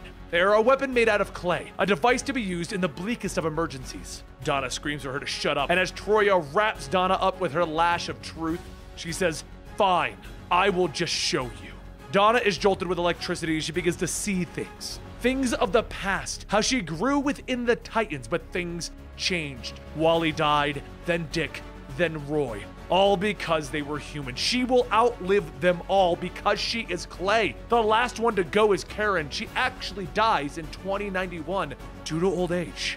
After the last piece of the illusion is gone, she will realize how it all is just a terrible waste of time. She will go on to become the weapon that she is meant to be and take down everyone, and in the end, she will learn to hate them all.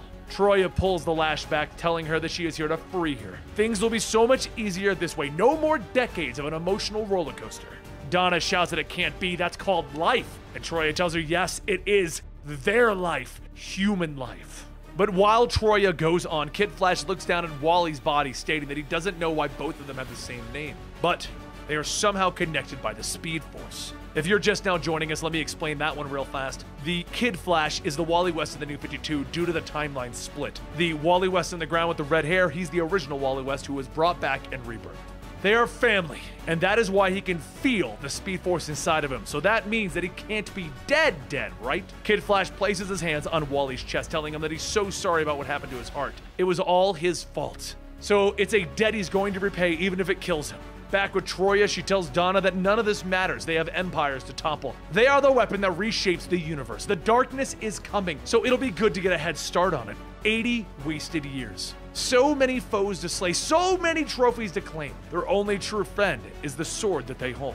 Donna drops the sword, telling her no. She rejects this, and Troya tells her that she can't. That is their destiny. It is already happening. Of course, it won't be pleasant, but together they can burn this world. Now come and help her kill all of their friends. Donna grabs the sword, telling her no, she will not let this happen. She will not allow herself to become a weapon. Troya tells her that it's already happening. Wally West's death is proof of the inevitable. But before Donna could respond, a voice then asks, who's dead? Just then Wally rushes into Troya, telling her that she couldn't be talking about him, right?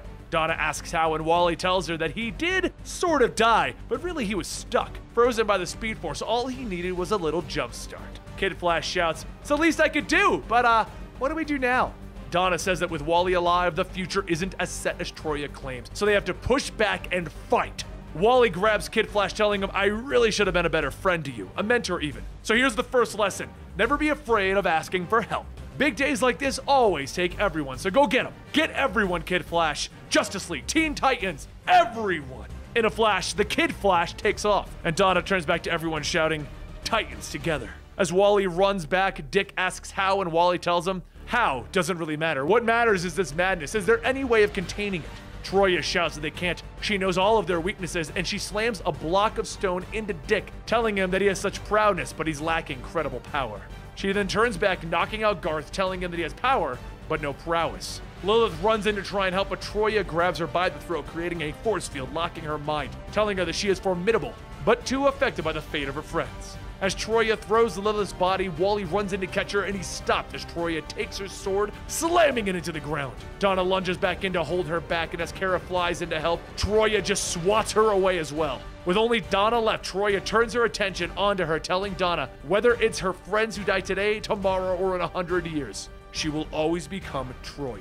But before Troya could deliver the final blow, Roy shouts, "Wait. If she's really their Donna Troy, then there's something that he has to tell her. The one thing that he never got a chance to tell her, and that is that he loved her. He always has, and he never will stop." Troya stops for a moment, asking, "Do you love me?" She reaches out, grabbing Roy, stating, "No kidding. You might as well have been wearing a sign. It doesn't change the fact that I don't care. Love is nothing. Fleeting. Temporary. It's done nothing but hurt. Time has not healed my wounds, though the centuries have diluted the pain. You may say that you love me, but you loved your addiction more. At least this time you won't die alone."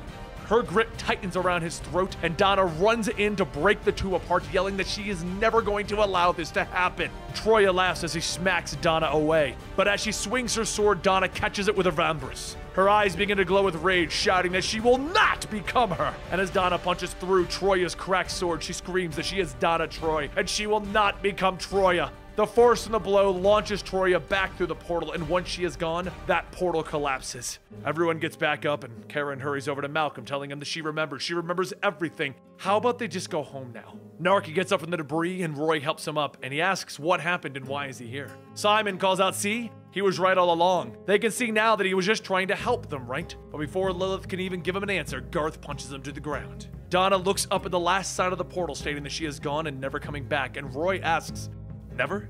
So Donna turns back to him, stating that she did hear what he told Troya. And Roy asks her all of it, and she takes his hand, stating, "Yeah, but it's all right." Dick turns back to Wally, telling him to make sure that he does him one last favor. Don't die anymore. But while everyone begins to regroup, Lilith notices that Key and Twister are nowhere to be found. Up ahead a bit, Key says that she promised so much, and now she's gone. And Twister tells him, "Yeah, but now all we can do is hide," and before he could finish, Donna and the rest of the Titans stand over them, telling them that that won't be an option. All they can do is surrender. Roy pulls back at his bow, stating, "Or don't. Actually, please don't. It'll be so much more fun that way."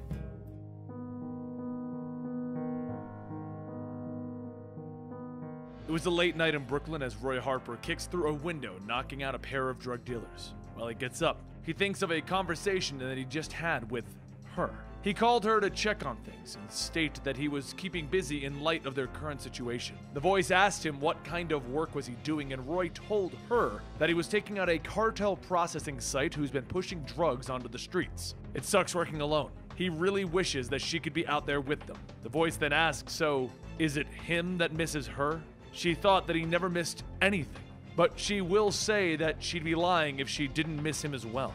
Just be careful out there. Putting himself so close to temptation could result in. Roy stops her, stating that he won't relapse. Troy's prediction about their future is wrong, and this is how he'll prove it. The reasoning for this situation, though, is something that began 3 days ago in Titan's Tower over in Manhattan.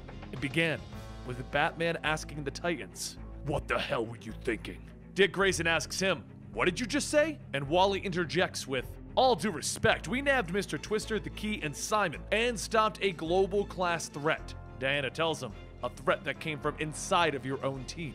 Superman then says that they are not diminishing their achievement. The Titans have just saved the planet, and at great personal risk. Batman speaks back up, telling everyone, With Nightwing's account of the Troya incident, it is clear that every single Titan acted rashly and made fundamental errors in judgment. I'm glad that you prevailed, but the Justice League can't let. Roy gets up, shouting. Let? This guy's joking, right? He's like the daddy that wants to see our report cards now? Batman tells him, you're adults who have chosen to protect the human race, and the issue is that it almost went horribly wrong. By your own admissions, you exhibited 0 levels of caution and professionalism. Wally walks over to Barry, asking him, come on, how many times have we...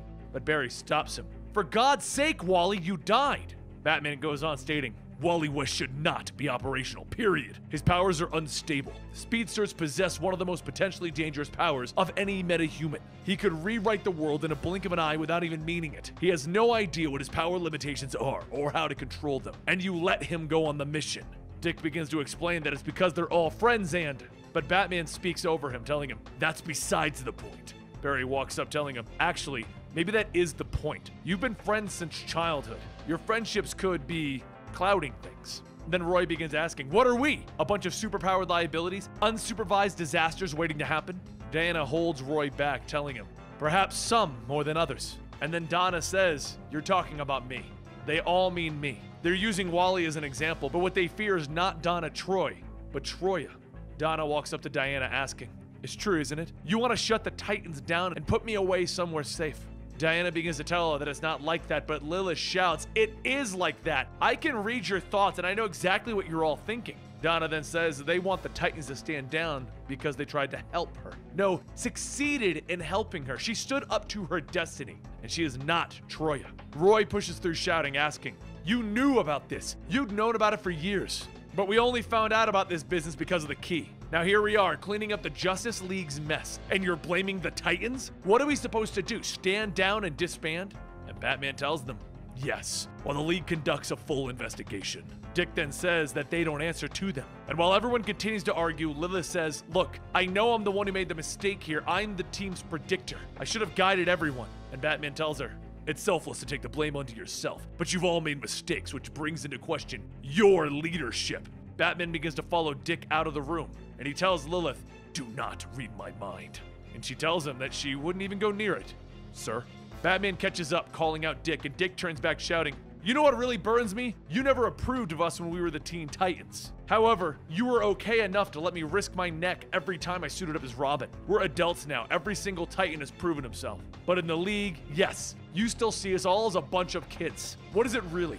Are you afraid that we're going to tarnish your legacy? Batman then asks, remember what I first told you when you first met the League? That if I can be a viable member of this team without meta-class powers like the others, so can you. And Dick asks, I'm going to be a member of the Justice League one day? And Batman told him, no, you're going to lead it. Back in the current time, Dick thinks about it. And after a few moments of silence, he asks, I've disappointed you. And Batman doesn't respond. After several minutes, Dick walks into the room with everyone and says that they are standing down. As of now, pending the League's review of their actions. Everyone begins to get back up, asking what the hell is he thinking, and Wally talks over everyone, telling them, he's right. Dick then says that he'll give them some time to collect their things, and after that, he's shutting down the tower's systems. Now, back in the beginning of our story, 3 days later, Roy continues talking to Donna on the phone. He asks if she'd like to come out and help him. She tells him that she can't. The Justice League Watchtower is a nice enough place. She's basically under house arrest. Roy says that he knows he's only joking, but as Donna looks back at Diana watching over her, she says that she's gotta go.